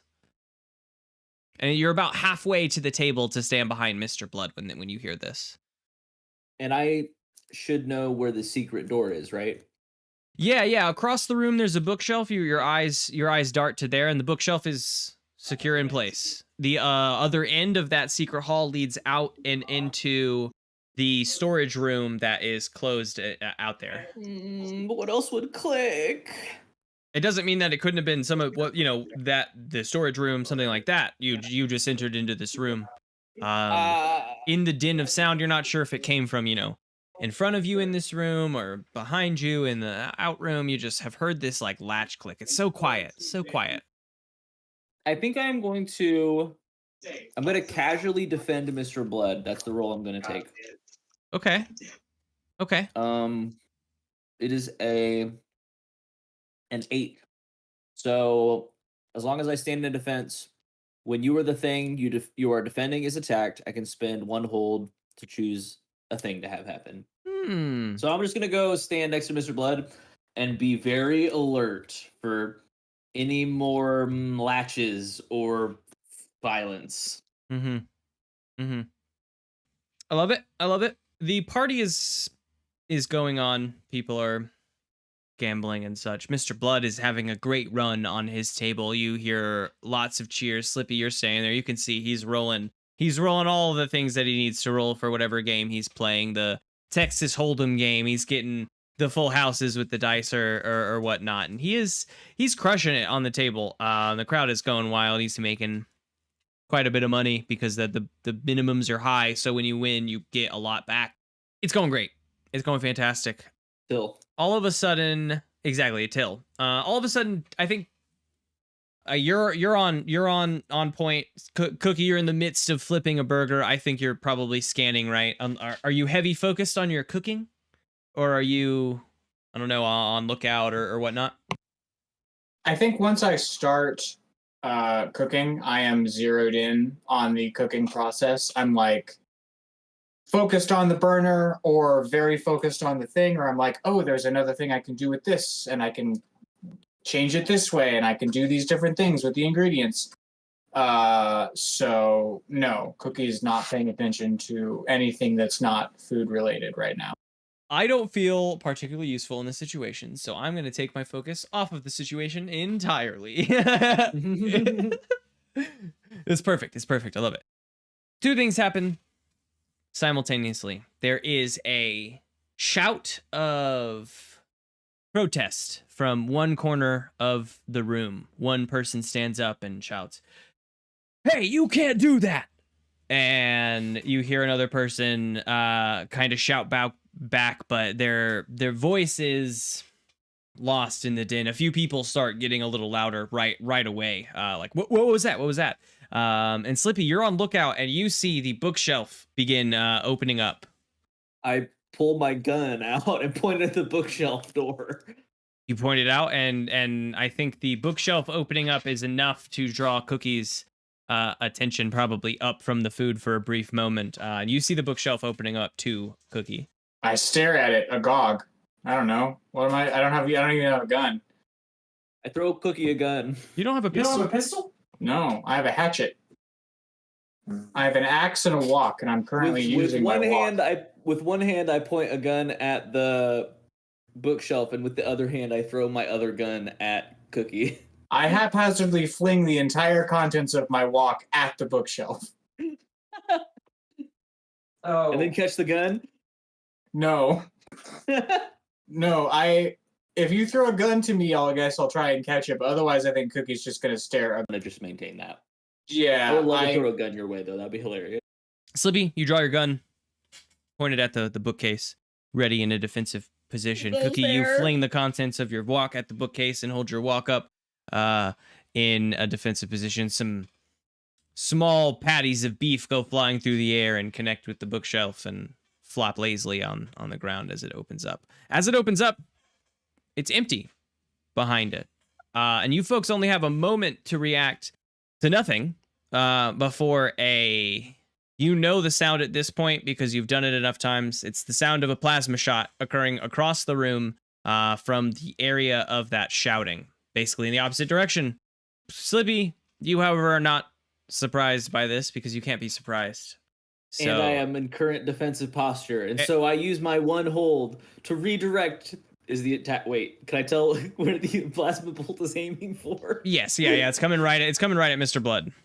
Tracks. I redirect the attack from the thing to myself. I dive in front of the plasma bolt. Nice. It's very heroic. It's very heroic. And as I'm diving, and I'm going, Cookie, and I flip my gun to Cookie, and then I take the plasma blast and go limp. 6 points of damage. If you have armor, yay. I do have armor, yay. Good job. How much armor do you have? 2. 2 armor, so 4 points of damage. Yeah, I'm only very injured. It collides with your chest and you feel it. You feel the shock ripple across your body. You're stunned for a moment when you hit the ground hard, your ears kind of ringing. In a moment, there is chaos. Cookie, a gun is flying towards the air at you. There are people screaming and running. Mr. Blood has ducked down and Carissa is next to him, her arm over him as they actually begin moving. Immediately, they face their body towards the open bookshelf and begin walking in that direction. Bookshelf should be covered by a banner. Plasma just came out of the bookshelf. It's like a No. The plasma didn't come out of the bookshelf. No? It should. Oh, it came out. Maybe the a other banner. way. I like because you guys did set up a banner, but the bookshelf opening may have torn the banner down just like Very off. Such is life. Yeah, but I the remember bookshelf. I wanted to set. I specified that the banner was across the bookshelf when we initially went in and set it up, just because I was planning on hiding in that room, and I thought it would be funny if I couldn't get the bookshelf open to come help people. That is So good. that's why I remember specifying. Yeah. No, I do like that specification, but now that I think about it, I don't think that a party banner would be able to stop a stop a door from opening. So it does. It tears the banner kind of right down. But so on one end of the room was the bookshelf, on the opposite end of the room from the door, and the gunshot actually came from a table in a corner near the door. The bookshelf just happened to open at the same time. You said that there was a gun flying at me, right? Yeah, Slippy's on the ground. He's like, catch the gun. All right. Well, then I suppose I'm going to make a dexterity roll to try and catch this gun. Just sort of a heads up, though. My dexterity is a -1. Defy dangers. Yeah. I've been shot. I get no bonuses for it being a defy danger roll. So, well, it would have been a 7, but I have a -1. So that's a 6. That's a 6 on catching the gun. That's It another. shoots you. experience point for Cookie. And other than that, I think that means that Cookie is unable to respond to this situation in a way that would be helpful. You're going to be a very high level corpse. Yeah, I'm going to be a super high level corpse. I'm upset that I didn't get to pass around my sliders. They were going to be great. But I can't even vent my frustration on an enemy because I rolled a 6, so I am weaponless and possibly injured. The other pair hear this because Cookie's walkie-talkie is taped underneath the table, the gambling table. It's true. You hear the gunshot go off. You hear the crowd starting to yell. You hear Slippy Cookie say Cookie. You hear Cookie. I think you can hear Slippy most readily because it's probably the table, right? And Slippy's like moaning on the ground, Cookie, catch the gun. And you guys can hear that. You know everything is sort of occurring. This gun slides through the air and smashes into the alcohol in the back of the bar, and Cookie's fumbling for it through all of the glass, trying to get this gun out of the alcohol. The zoom was so good on your We fucking... get in the elevator. Oh man. Carl, BBW, what do you do having heard this mess begin to occur? You're in the elevator? Yeah. Oh. Empties out right in front of that room. It seems like the fastest, most efficient way to get there. It's not long before you're up the elevator and out into this room. You come out of the elevator into this square room with those 3 doors, one that leads to the lounge, one that leads to the casino, and one that leads into the storage room, all 3 of which are open. I'm going to go into the storage room. You enter into the storage room and immediately you are put on high alert as the secret door is open in this room. I know supposed to do like that.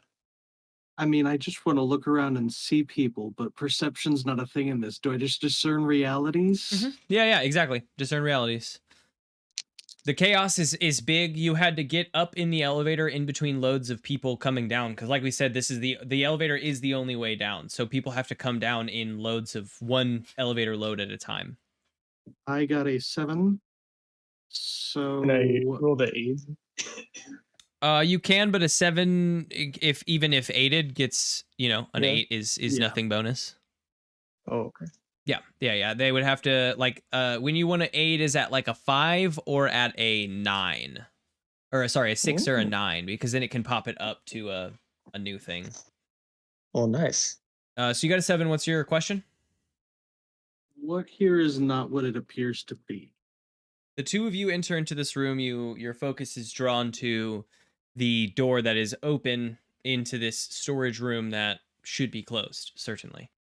You feel the need to dive right into that secret tunnel and check it out, but you take a moment and stop and scan the room, and you see a flash of silver hiding behind a shelf that has the most boxes on it. You can only see this little glimmer of silver through it. But you know right away that's the kind of silver that was the robot. So it's hiding behind a shelf, like right over there on the other side of the room. Oh my. BBW, what do you do? Carl has found this person. Yeah. I just shoot things. I don't want to necessarily damage it if we need it alive. It's never been alive. So kill it. I don't think it notices you guys having noticed it. But you do notice it hiding there. I don't have anything I can cast or anything, but I'm gonna kind of crawl over and try to take a little peek at him. You step into the room and begin to cross it, approaching the silver glimmer, and the shelf comes. At first, you hear a little creak, and you look up and you see the shelf beginning to fall down atop you. Give me a defy danger. It probably is strength or constitution here, because there's not a lot of... You could try dexterity, but if it's a dexterity, I'm going to give it a -1, because there's just you can't... Not a lot of Carl places is in the hall with gun ready, so even if you die here, you will be avenged. Fair. I'll do strength since it's a 0, but I got a 10 to defy danger. Oh, great. The shelf comes Yeah. tumbling down atop of you, and you plant your 2 feet, your 2 bottom feet into the ground, and you come back and you bring your arms up and are able to just stop it. This thing weighs nothing in comparison to the server wall Back you the had to other lift. way. And If Well, they where I thought it lost was my heavy leg. enough to stun you, then it's heavy enough to stun them. that's true. Do you want to shove it back at him, or do you want to just hold it here and let Carl take the shot? Let's shove back at him. All right, I like that. I don't think that you need to make a roll because you've already made this beautiful success. You shove Yeah. the heavy. There's a few boxes that came tumbling down. None of them quite hit you, but you shove the heavy shelving unit back up over, and it careens down atop this robot, and you hear a crunch beneath it. There's a moment, and then the whole thing kind of shifts down just a little bit, and the silver robot comes rolling out to the side. It is quick. It is quick to act. It is not like I feel like if this happened to a human, at least that's probably most of my comparisons. We would be stunned, right? We would be like trying to figure out what the room looks like still. But this thing is immediately drawing a pistol out, and it shoots one shot across the top of this now laying down shelf at BBW. Or I'll say at Carl, because BBW just made a roll to defy that danger. Okay. It shoots right past BBW at Carl. What do you do, Carl? I suppose I'm going to try to dodge with Defy Danger Dexterity. Something's flying at me. That is an 11. Easily skate out of the way. I don't even think you need to dive to the side. You just sort of, you're right next to the door, so you can, yeah, exactly. You can use the door as like a good block and sort of wiggle behind the door, and the shot cascades out. Unfortunately, there's a crowded area out here, so it does hit a person, and the crowd goes wild. They begin running all sorts of directions, none of which into the this crowd room. goes Not my wild. problem. Most of which they run into the lounge, or they huddle up against the elevator door now, which starts groaning. People are like pushing up against this elevator door. Oof, it's intense. Back in the room, Slippy on the ground, Cookie having managed to pick up the gun. There's people running all about in here, but as the two of you regain your senses of some kind, you don't see where this bullet came from. Or you know where it came from, but you don't see like a shooter. And Mr. Blood and Carissa are down and huddled, but like slowly huddling their way towards the open bookshelf. Slippy is going to get up, and he is going to try and aid their Defy Danger roll, Carissa and Mr. Blood. You're muted, but do AI roll? Can I help AI roll? It feels like, I know that you have just done this, but it feels like a defend roll to me, because then you can like use that as a response. That makes sense. To an action. I'll do that again. I know that I've just straight up shied BBW away from doing the same thing, but it is a it 7, truly does. so I have the same thing again. Okay. Hold one. Hold one. Cookie? What is a defend roll? Can I also do that? Is that a thing I can do? What's It's a the stat basic for roll. that? When you stand in defense of a person, item, or location under attack, roll plus Constitution. On a 10 plus, hold 3. On a 7 to 9, hold 1. As long as you stand in defense, when you or the thing you defend is attacked, you may spend 1 hold. Choose an option. Redirect an attack from the thing you're defending to yourself. Halve the attack's effect or damage. Open up the attacker to an ally, giving that ally +1 forward to the attacker. Deal damage to the attacker equal to your level. I rolled a 7, so I guess I also hold 1 in that respect. I don't know if I choose the option that I'm going with now or I think not. you choose whenever it happens. All right, well then I'll choose when it happens. Carl and BBW. The robot has just fired off at Carl, and Carl's hiding behind the doorframe. I think I'm going to use my command of robots then to tell the robot to stop shooting at us. Okay. Okay. Yeah. Yeah. Give me that. Delay your hostility, please. 11. I definitely want to just tell it to stop shooting at us for the time being. The robot stiffs up and jerks a couple times, and it points its gun at you, and you see it kind of jerk back and forth a little bit, and then it looks at you, and you see it. You hear a few bleeps from behind its smooth faceplate, and it looks towards the opening in the where the secret door is into this room, and tries to make a sprint for the opening to run down the secret door hallway. Oh, I guess that works. Carl, do you do anything? I would like to shoot at it. Yeah. I like doing that. There's still only one robot in sight. That's the only thing I can see. Just double checking because I can shoot so many things at once. That is the only enemy in sight. The other one is in the Are there some casino people room. I can maybe just You just for could. There's a practice? lot of people How behind many loose you. targets do I have access to? Tons. No, I'm just gonna shoot the one robot, I guess. That's yeah, that's gonna be a marked experience, is what it's gonna be. All right. Wow, Does this past translate into experience.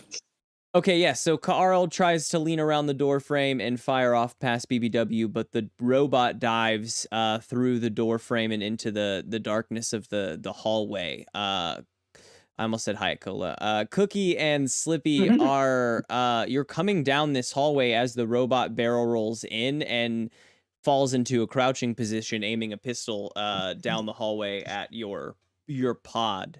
Slippy's And- not surprised by this, and Slippy's gonna release a volley All from right. his pistol gun. I love it every time. He got an 8 with his pistol gun. Mhm. So I'm gonna go ahead and roll damage, please, and thank you. It's the D6 damage, but I did still get a 5. Okay. You got a 5. What is the mid-range on a volley? I think that is the yes. I can take what I can get, which is the 1d6 damage, Perfect. as opposed to my full d8. I see. Okay. Yes. The plasma bolt buries itself in the chest of the robot, and it takes a step back. It stays on its feet, and it points its gun down the hallway and fires off a shot. I imagine because we're defending targets, how are the two of you moving down this hallway when you entered the secret hallway? I am in front of Carissa. Okay. Because Slippy, at the end of the day, is gallant. Just toxic also. I am behind both of them in front of Mr. Blood. Okay. Okay, I have so no range. Like the best I can do is You take have a my bullet, other gun. or maybe. Oh, do I have your other gun? Because I threw it to you. Well, yep. Then I'm still back there, but with That's a gun now And frying pan. and as a frying shield. pan. That was the original thought, was that I just have this frying pan, so the best I can do is like try and block with this. Yeah. No, you at least do have a gun, but you can try to block with the frying pan if you do want. I think I have both implements out and in my mandibles or whatever. Good. Ready for anything, Cookie Grubbins. The robot fires off a very well aimed shot right past. You can see it going right past Slippy and at. The shot is definitely aimed at Blood, but I feel like there's 3 bodies in the way, so let's say that it's actually going at Carissa. I am going to. Oh gosh, I don't have a lot of health. I am going to use my hold. Yeah, I would say that you could use it here on Carissa. To You're like defending the pod. Have the attacks affect her damage. So she'll still get blasted. Nice. Yeah, I can't eat the whole thing because I will then die. The bullet hits Carissa, and she is knocked back a couple and into Cookie, which is, the force of the bump of Cookie behind her is able to right her. Oh, no. But now you folks are in this hallway, and Cookie, behind you, you actually can hear the clanking of that second robot from the room that began the altercation running into the secret hallway. There's a robot behind us now too. Yep. All right. Folks, it would seem that we are being followed. Cookie, shoot him with your gun. Okay, and I do. And you do. Give me I a believe volley in roll, you. which is plus dexterity. Oh man, I'm quite bad at that. One moment. Remember your training. We Nice. flash back to Imagine having no dates. Cookie and Slippy on the ship, and they're at the shooting range. Slippy says, "One of these days, it's going to be really cool whenever I throw this gun to you and you shoot somebody with it." And Cookie was like, "Oh, I've never shot a gun before." And I said, "Well, you're going to go to today." And then Lucy came in and was like, "I want to shoot a gun too." And we said, "Lucy, you cannot shoot a gun." Yeah, we- Cookie, this robot comes bounding around the corner. Well, I draw on it real quick, like an And you expert. remember your training. I remember my training, every moment of it, just like Gabe himself does, and I rolled a 5. Yeah, Perfect. maybe BBW should get into No, cooking that too. makes sense because I did make that up, but that's fine. The bullet Mm-hmm. the bullet scales or travels right past the robot and into the wall. It, however, is going to open up Cookie to some damage, who is going to take only 1 point of damage as the robot returns fire. Seemingly just as a reaction to being fired upon, it shot at Cookie without any. Bring it on! I cannot die. I cannot die. Cookie would never die. Carl, BBW. You can hear these gunshots going off in the hallway. You can see And you the hear lights somebody of the plasma. shouting, "I'm never gonna die." Well, I'm hiding behind the doorway, so I want to rush into the hallway and see what I can shoot at. See if I Yeah. can't stop something. Yeah, I mean, right around the doorway and into the storage room, you peek around the next door frame into that secret hallway, and you can see the back of one robot, the pod of your crewmates, Blood and Carissa, and then you might be able to see the other robot at the end of the hallway. But there's a lot of bodies in between. Yeah, I'll just shoot at the one that I can see closer to me. That is a 12. That hits for sure. You should have shot the other one too. The opposite of what he would have said if it would have been. Ouch! I would have eyes. said, "Ouch! You shot me." 10 damage plus 1, 11 my damage. God. I disintegrate this bot. Carl rolls around the corner and Ow. blasts, and it hits the same spot of the that the first bullet hit in the chest, but because that area was weakened, it blasts through the whole chest of the robot, and it comes down in pieces. BBW, Cookie, do it like that. do it like that. All right, next time for sure. So we're running down this hallway, and Carl just shot the robot in front of us. Yeah, so you and Carl are where the rest of the crew is running to. On the other side of the crew chasing them now is one of the last robot that we know of up here. BBW, hit Okay. it with your toaster. So actually, gonna chuck my laser shield at it. Oh, you have that? Oh, great. Yeah, That's so much better. You're I'm gonna gonna. chuck what at I'm it? gonna. So can I activate my energy shield and just throw it, Captain America style? Huh, huh. I want to use that as like a volley roll. Very conceptual. It is very conceptual. Okay, I'll say that you Gonna have to can decide some things about do energy this, shields right now. but in order to get it back into like a usable energy shield for yourself and not just be this weird disc of energy, you're gonna have to like really work on it. So you're gonna like lose that armor after you do this. That's fine. Okay, Is sweet. this the I'm sentient currently- energy shield that you're throwing? Yeah, it's a special one. I'm currently giving it proper usage, like I promised. The wildest By throwing it. proper usage I've ever heard of. Give it a whirl. that. Roll volley. No, I mean, Beep, boop. I'm My on hidden board. talent. It's a fun situation. That's a solid 10. Wild. And then you can Wild. All of you are in awe as Carl has blasted this robot in front of you and then whipping over Carl and flying like a disc above your head and into the robot behind you. It's an energy shield. It's an yelling, energy "Wee." shield yelling, "This is what I wanted." Yeah, Cookie and Slippy are both just like hands over mouths, just agog as the shield just flies through their space. Slippy is like nudging Carissa, who has been shot on the ground, and is like, "Check that out. Let's fucking wild." Chris is like, yes, Slippy, that's pretty cool. Can we get out of Bud's here? lighting a cigar and misses the whole thing. Roll damage for me, BBW. You have your It's flat not damage my on your turn yet, sheet. Carissa. I can't get us out of here yet. 1 damage. 1 damage. Love Wow. it. It hits the robot and knocks Robot catches it, put it on. It's knocks its aim off course and it shoots the ceiling with one of its bullets. Slippy, Capitalizing on this opportunity, Slippy is going to take 1 step in front of Carissa and shoot the robot again. I rolled a 7, so I'm gonna do the d6 damage again. That is 3 damages.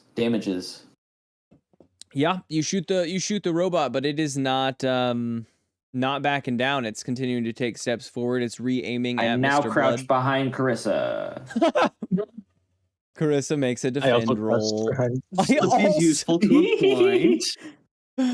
It's like the whole crew just crouching behind Carissa. She's like, guys, Cookie. The robot is not downed. The robot behind us is not downed. The robot in front of us is in pieces on the floor. Okay, good. Blasted to Dead bits. as a robot All can be. right. Yeah, all right. I'll try shooting it again. That seems to be. You learn from example. If you wanted, you are closest to it, so your pan could come in handy here. If you felt How far from it am I? I mean, you're probably about 5 to 7 feet from it. Either are acceptable. You just gotta like run up. You don't shoot this robot, I'm gonna be disappointed. I'm gonna be disappointed. If what? If you don't shoot it. Be disappointed then. Okay. Cementing in the fact that Cookie will now use the pan. Yeah, because when Cookie uses the pan, she rolls an 11. Yeah. All right. Roll that damage on you this wouldn't have rolled that. You're welcome. That is a 4. 4 pan damage. 4 pan damage is enough to you hit this thing and you hear a crunch inside its headpiece and some of the lights like flicker across its face piece as it drops to the ground. The only noise now that you folks have as the fight kind of draws to a close is the sounds of people like screaming and shouting out in the main area trying to basically push against this elevator door. It is not a good situation at the moment. We gotta use the back elevator. No, unfortunately, just the one way up and down. Bad fire safety. Really safe. Carl, we've got to kill all of these people to use the elevator. And how they've fixed it, and we didn't need to say much more, but they fixed fire safety. It doesn't look very fixed. Well, this is not a fire. It's called asbestos, and they really stuck with it. I start a fire. Slippy starts a fire. It goes out immediately. Mr. Blood, this is your box. Do you know of any other way that we can get out of here? Ways out of the box? No, we shouldn't need ways out of the box. Them getting in here is not a good thing at all.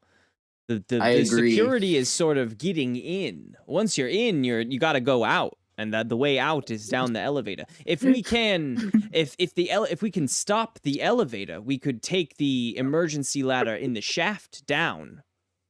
I don't want to do that. That doesn't sound like a very good idea. Well, you asked for another way out. It's the same way, but just different It's the same way, but harder. But harder. Yeah, And more dangerous. So it's much worse all around. I'd say we stick to the elevator. Does anybody have like knockout gas or something like that? How do we get past this crowd? Oh, hold on. No, Humans actually, don't like I don't- tasers, right? I don't have. They also don't like sharks. I don't We should have call more those sharks. poisons yet. Nope, you just got friendship poison. Yeah. I mean, from the outside, you could also just like throw Blood's weight around, or like Carl, you could. I mean, tasing one person would scare enough people away, right? Like you don't have to tase every person. Okay, so these people are. you we know can what? reach these people, yes. Yeah. So where you folks are, I would even say like you're standing in this storage room.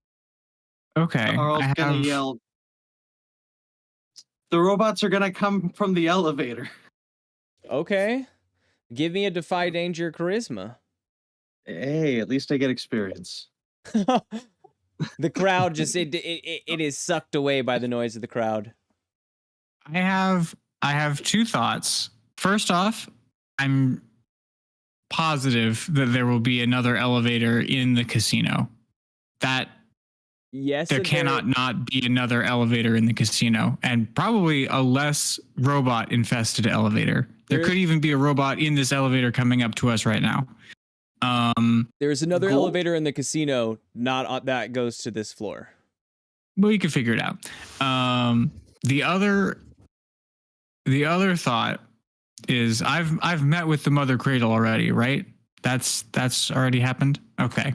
You cool. have, but the bellhops in this place are not the same bellhop. That's okay. That's not the only thing that really is the only reason that's relevant is if I've already met with the Mother Cradle, it means that I have a loose egg tart in my possession with the specific tag of tempting, which is that NPCs will not refuse to eat this unless they have an express reason to distrust you. So I could you like throw it and hope they run after it like a bunch of dogs. They are casino people. I don't expect anything more from them. A tart! Give me the tart! Yeah, the tart! Oh, let's stop fleeing for our lives, everyone. There's a tart.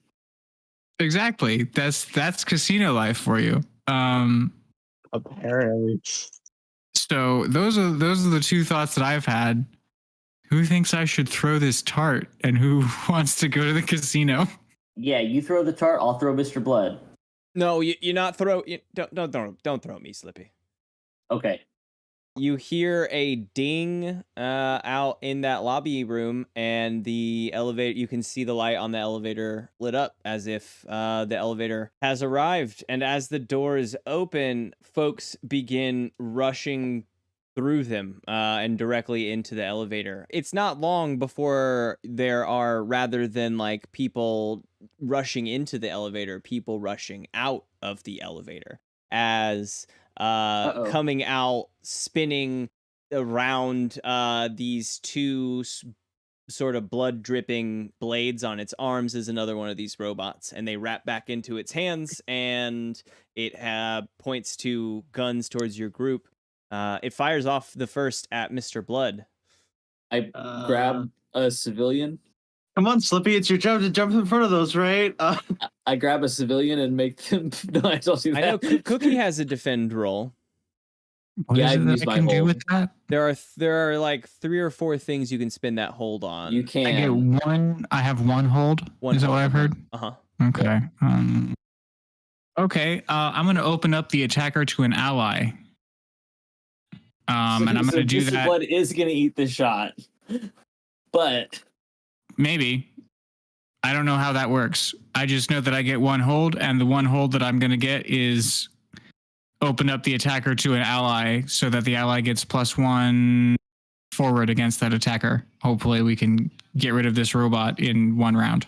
Okay. Yeah. I feel like and I have a but at the end of this. So I feel like the flavor of that is like opens it up to the ally that you're defending. That feels like I know it doesn't say that, but like in this case it's not Blood. It's not Blood, right? What makes sense to me though is that you eat some of the damage to do this. This sort of more sounds like I am like in the heat of the moment, deflecting his laser bullet off of my walk, and just like sort of ping off of his noodle, off his robot head, and giving us just like a moment for anyone to do something else. All right, I like that description exactly. You bring up your walk and block blood. I'm gonna say that it dents the bottom of your walk. No. Oh no, not my walk. And Not my walk. it's I'm so upset. It's Cookie's J. walk. Kenzie Lopez would be ashamed of me. But it fires back and knocks the robot head back, and it is like taking a couple steps as it's trying to fix its head. The next attack on this robot has +1. And it won't come from me. Hi, it's me, Slippy. I'm gonna shoot the robot. Yeah, man. Blast it. That is a big 12 with the +1. Thank you very much. That's a big 8 damage, which is the maximum I can do. And the maximum that it has as you shoot it in this little neck area, and its whole head tumbles off of its body and it flaps down forward. And now I would like to pick up Mr. Blood and hop over to the elevator. Yeah, the elevator is clear except for the bodies in it now. There's a lot That's of fine. I'm comfortable with blood that. and viscera in this elevator of the people that rushed in immediately. But the I got a elevator 9. The elevator Yeah, I'm gonna get on this elevator too, and I want to go through their pockets. Oh. We're in a casino planet. They're Well, bound to be loaded. We have time. Yeah. We have time.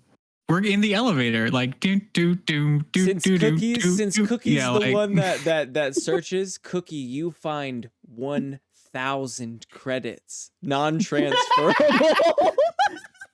They immediately locked to your biosignature. 1,000 bio. Since the people are dead, the first one to touch them, it automatically locks to their biosignature. And you know this is the last chance too. When you die, they're gonna disappear forever. Noted. All right, I've got 1,000 credits to spend this episode. No! Good thing none of us get to die anytime soon. Oh man. So what you're saying is we're getting the best Uber black possible for our getaway. I spend 1,000. Yeah, on we're the getting. ride What is home. that? What's the cyberpunk thing where they come and they shoot everybody and they make sure you're safe? Fucking health insurance. Exactly that. Trauma squad or whatever. Trauma squad. Trauma Health team. Insurance. Nice. So yeah, you folks ride the viscera encrusted elevator to the bottom and get out. There's havoc down here as people are still running out of the hotel. But as you folks run up to the front doors, or as you folks actually exit the elevator, there are bellhops here, and you get the immediate, sort of lay of what they've planned, and that is that there's a an armored Uber Black showing up to. An armored black cab showing up to pick you folks up and take you back to the Peacock. It will be 1,000 credits, please. Well, I was about to discern some realities to see if there was a way to burn 1,000 credits really quick. Yeah, there's a slot machine that's 1,000 It credit costs buy-in. 1,000 credits to buy in. This one slot In the middle machine. of an emergency, and Cookies Ah, over at you the didn't slot win. machines. When you Sorry. pull the slot machine, you win 1,000 credits. Yeah, But you you have to go over to the desk to turn that into real credits again. folks rush out and into the the Uber Black. Do you all get into one? Do you what is the exit plan here? I don't just want to rush us What out does in it. this Uber Black look like? Is it big Do enough to 6 of us fit all fit? of us comfortably? It's definitely so just like a big This is the biggest stretch for F-150. F-1500. It's definitely big enough to fit all of you. The back of it, all of the seats are like facing in so that it's a little bit more like limousine style seating. There's several sunroofs, but it is also armored. It's much more bulky around the edges and the windows. Perfect. Slippy immediately sticks his head out of the sunroof. Oh, sweet. I'm Yeah. ready. Oh. Yeah. I mean, there is room. So do we all want to do one, or do we want to get a second? Like you could easily ask them for a second. Yeah, or, either of or those whatever you could wanna be do. fine. I like the one. I think I can everybody ride on the won. Yeah. One works for me. Okay. The black cab pulls away quickly, tires screeching. Tires? Who has tires in space? The Apparently black these guys. Thrusters blaring. thrusters blaring in the- Hoverjet humming. as it does, and whips off down the streets. Things are smooth, and Blood takes a deep breath. Oh, well, I gotta say that you folks were quick to think it on your feet. I really appreciate keeping me safe through all that. Of course, Mr. Blood. Are you all right, Carissa? I have a bit of a headache, Tombleson, but I'll be fine. You took a shot for Cerulean. Are you okay? Your first name is Cerulean, Mr. Blood? Well, yeah. Fuck yeah, you dude, know, that's sick. you know, it was in the High file. five, Mr. Blood. All right. You think Slippy can read?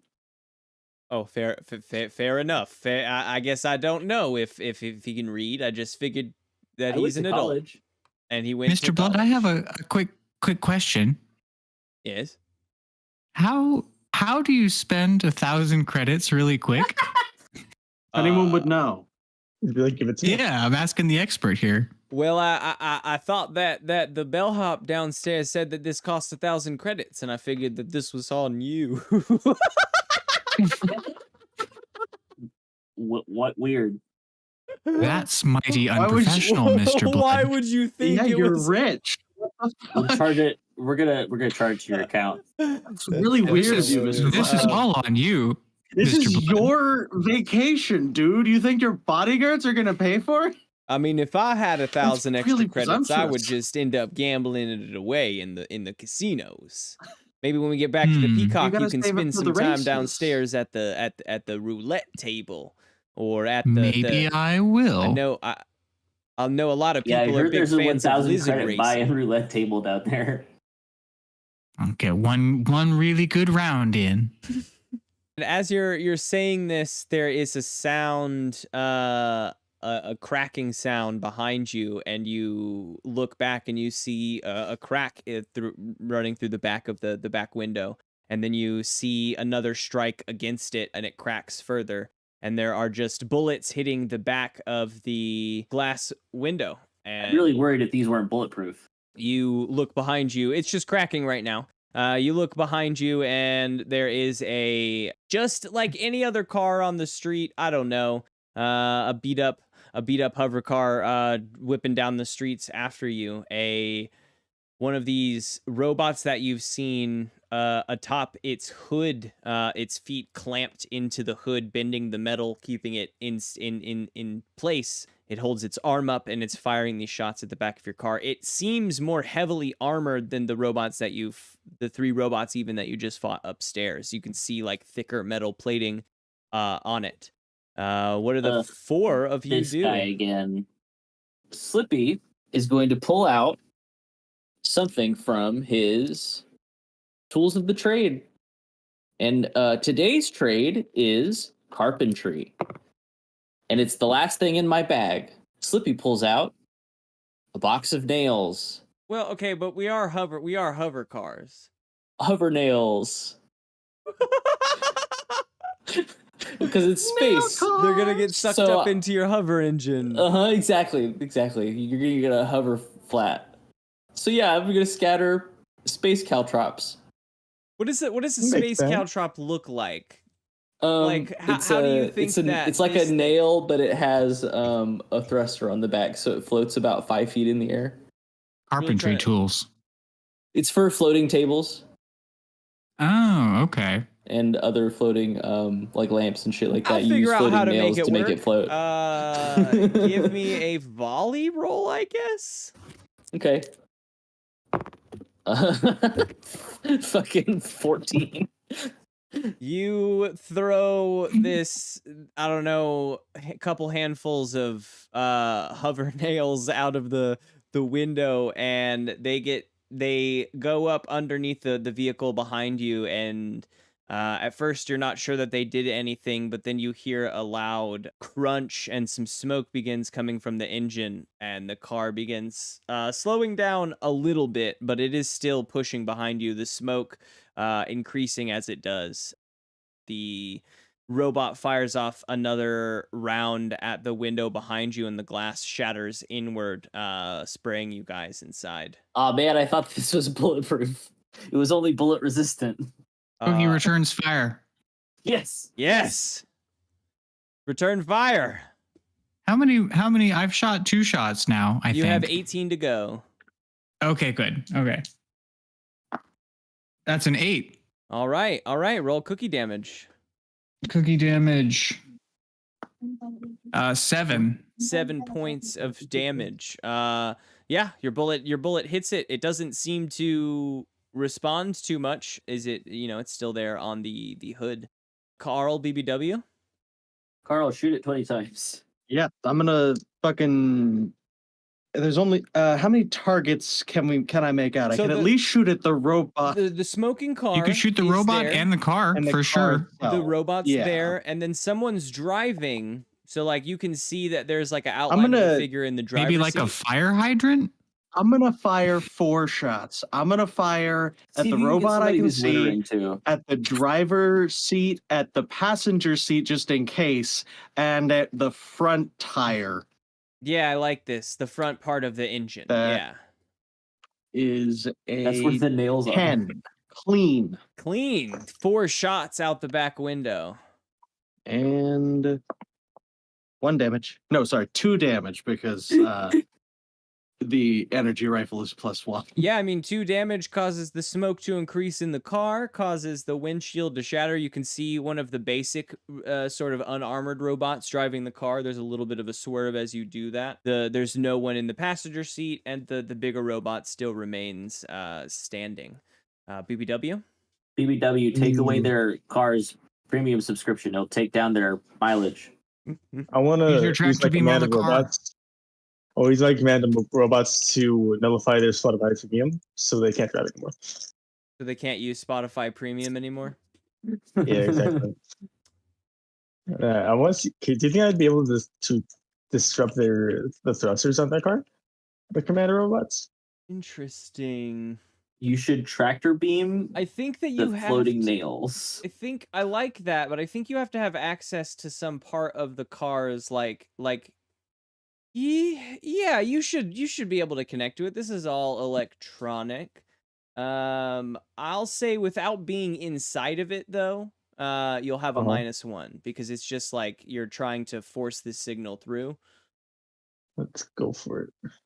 That is a 10. Wait, plus my so that's 12, but -1, 11 still.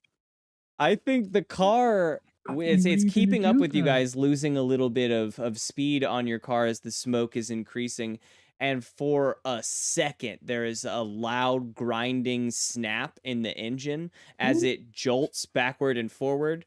You get a sense that it shut down for the briefest of moments, and that locked everything in the engine That'd go up. well. And then it came back on, and that basically forced and like broke a lot of the gears and the pulleys in there, and immediately the car like jerks and then starts slowing down, but then the nose drops to the ground and the whole thing flips up behind it and on top of the robot that was on the hood as it is tumbling down the street behind you. That's what you get for putting pulleys in your engine. Yeah. Yes, we've disabled the wheezits and the whatsits. The wheezits and the whatsits. Electronics are down. The car continues driving down the street quicker than before, and a few minutes later, safe minutes later, you pull up to the Peacock. The bellhops here and the staff here have been informed of the problems that went on at the Grand Casino, and there are many of the bellhops out here ready to show you folks in safely. You folks get brought up the stairs and safely guided to the elevator, and we reconvene back in the room of Mr. Blood, who takes a long, deep breath, nursing a sort of a Jack and Coke, why not, and saying, "Ooh, that seemed to get high and high attention throughout the night. I thought we were done at the casino, but seems as if we were not." Well, did you have a good night at least? I don't know that it was as long and hopefully relaxing as I was expecting, but definitely was a lot of excitement, I gotta say. Well, you took it like a champ. This isn't your first assassination attempt, is it? It is not. It is not, no. Not the first time, indeed. I would say that all of you acted incredibly out there, according to plan. I really appreciate all your help. Yeah, man, my body hurts. Indeed, Just, indeed. Shooting what needs shot. Versa says, "Yeah, I think I'm ready to turn in for the night. My body hurts as well." And she goes to leave, and he says, "Ooh, hold up. Let's make some breakfast plans real quick. Like, I think I'd like to go out to that nice fancy restaurant next door in the morning. Me and Carissa share a nice breakfast, and if you folks can act the same way you did tonight, then we should be nice and protected." Hold on. I might have a convoluted plan in order to have a safe breakfast for everyone. Take it away, Cookie.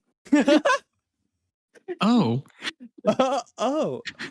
Remember we came up with this playbook play. You know how they have the halfback and the quarterback situation? yes. This is The rented this is the tux breakfast plan. play. Yeah, this is the breakfast rented tux play. Okay. Yes, I do remember this plan. I remember you modeling your spiffy outfit for me. And we came up with this plan together. And I'm sure I So will notice that next episode as well. I will make note of both of you being a part of it next episode as well. I've always been a part of this plan. So here's the plan. I apologize in advance, Mr. Blood, but seeing how your agenda was effectively infiltrated tonight, I don't think it is advisable to adhere to it any longer than we have to. This is At least I made my plan to come here this morning. Not to come to the planet, but to come. I have no agenda here. And yet the robots arrived at the location that you planned to be at. This is fair. Perhaps we should leave the planning to anyone else. Well, then what do you suppose we do? I'm after a fanciful breakfast in the morning. Mr. Blood, did you enjoy the hors d'oeuvres and various tasty things that were served while you were gambling this evening? Oh, they were mighty fine indeed. I was smelling a slider, but I never got my hands on one. The foot drink was incredible. You'll have to take it on faith that it was me in the kitchen creating those wonderful smelling sliders that I unfortunately never got the opportunity to serve to you. I would be happy to make it up to you by making a delicious multi-course breakfast for you and whoever you would like to accompany you. But I believe that we should omit Carissa and Slippy from that list. See, you do have a reservation at the breakfast spot, and I believe that reservation should be fulfilled, and it should be fulfilled by the member of our party who is least likely to be surprised. Oh, that's me. It is you, exactly. This is the rented tux plan. That's right. I remember this plan that I helped come up with. The rented tux plan that you helped come up with. And Carissa is going to be joining you so that you can effectively play Mr. Blood at the breakfast spot while the real Mr. Blood eats breakfast with myself and with Carl and BBW. You think Mr. Blood, how do you feel about children? How do I feel about children? When did it? We have in our possession a quite lovely. Hold on. Do you want a child, Mr. Blood? Child. How devious are your tastes? We own a Mr. kid. Blood? Are you hungry, Mr. Blood? This wasn't what I meant. But we went there. You know, say anything about this podcast, but we go there. say anything you want, but we go there. Awesome. Oh no. Stupid. Never mind. Well, I don't know quite where that that line of questioning was going. We have a child. Never mind. I was gonna say if you still wanted Hang out company, with the we've got a lovely child you could hang out with who isn't working for you. Oh, I think I'm Would mostly you just look after her while I cook, please? I would like to add in at least to the plan. Maybe I get one of my suits tailored for Mr. Slippy here. I think that a rented tux, while it might be fine, definitely does not convince anyone that might be me. I think that's a great point. And please allow me to try and adopt your physical percentage as well. Observe. And Slippy's going to try and mimic Mr. Blood's stature, you know, the way he stands, the way he walks. Perfect. And this is probably going to be Defy Danger. I'm going to... Charisma, it feels like as well, yeah. Yep. 9. Yeah, it's okay. It's okay. It's me, Mr. Blood. I think the big difference here is that it's just like you're a lot like thinner and lankier than he is as a frog. I think he's a small portly man. You gotta inflate the throat balloon to yeah, it takes that and then sort of hunch. How deep can you squeeze into yourself? Yep. Watch. Can you swallow your throat bag? Yep. Watch. What? Yeah. Watch. Oh man, that's some good audio.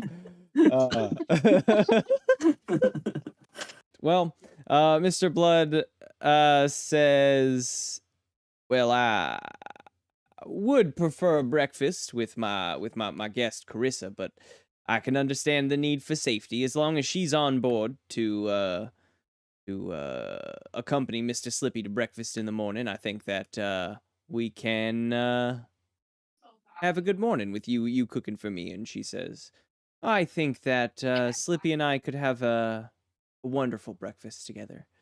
I look forward to it." The usual. And she exits the door. What is the usual, Slippy? Whatever we have in the next episode. Perfect. Boom! Call that storytelling. Nailed it. Call that storytelling. Fuck. Oh, perfect. Oh boy. I mean, we got the plan. We got the plan in place for next episode, and yeah, that is Slippy and Carissa going out to breakfast. Who's gonna accompany Slippy and Carissa to BBW? It's not my birthday, but would you mind also coming to breakfast with us? I'm sure there's something among the usual order that you might be interested in at least looking at. That makes sense because I'd like to stay here and defend. Yeah, this building's slightly taller. Yeah, Slippy needs a little bit of backup. I guess I'll come along. Won't they see my I don't want to not be surprised whenever I see my own death. No way, I won't surprise you with death. Perfect. Maybe with cake, though. I want to see it coming. BBW, if you're going to kill me, you better come prepared. All right, I think that about Can you covers what imagine we so needed. much it feels just like a memory. Oh shoot. I mean, there's no point in even trying to redo session end questions. Yeah, fair. We have the Thanks for the experience. XP. We got what we needed. Unfortunately, session and questions won't be here because that is on the lost recording, but that is at least, that puts us back exactly where we lost. I think any reference we make should be there to that moment. So, all right, let's take a quick bio break. I'm gonna get up and stretch my legs, and then we can do some more bits in modern sessions. I don't remember where we are anymore. I was so invested. Oh no, that's perfect. I'm gonna do. We'll do like a recap. Lots of stuff happened last episode. Things are getting intense. at Hyatt this station. Cola met the skin room. That's what I remember being last time. Yeah, lots of stuff The happened. skin room. Yeah, I love the skin room. All right, I'll be right back. It's me, the skin room man. Hmm.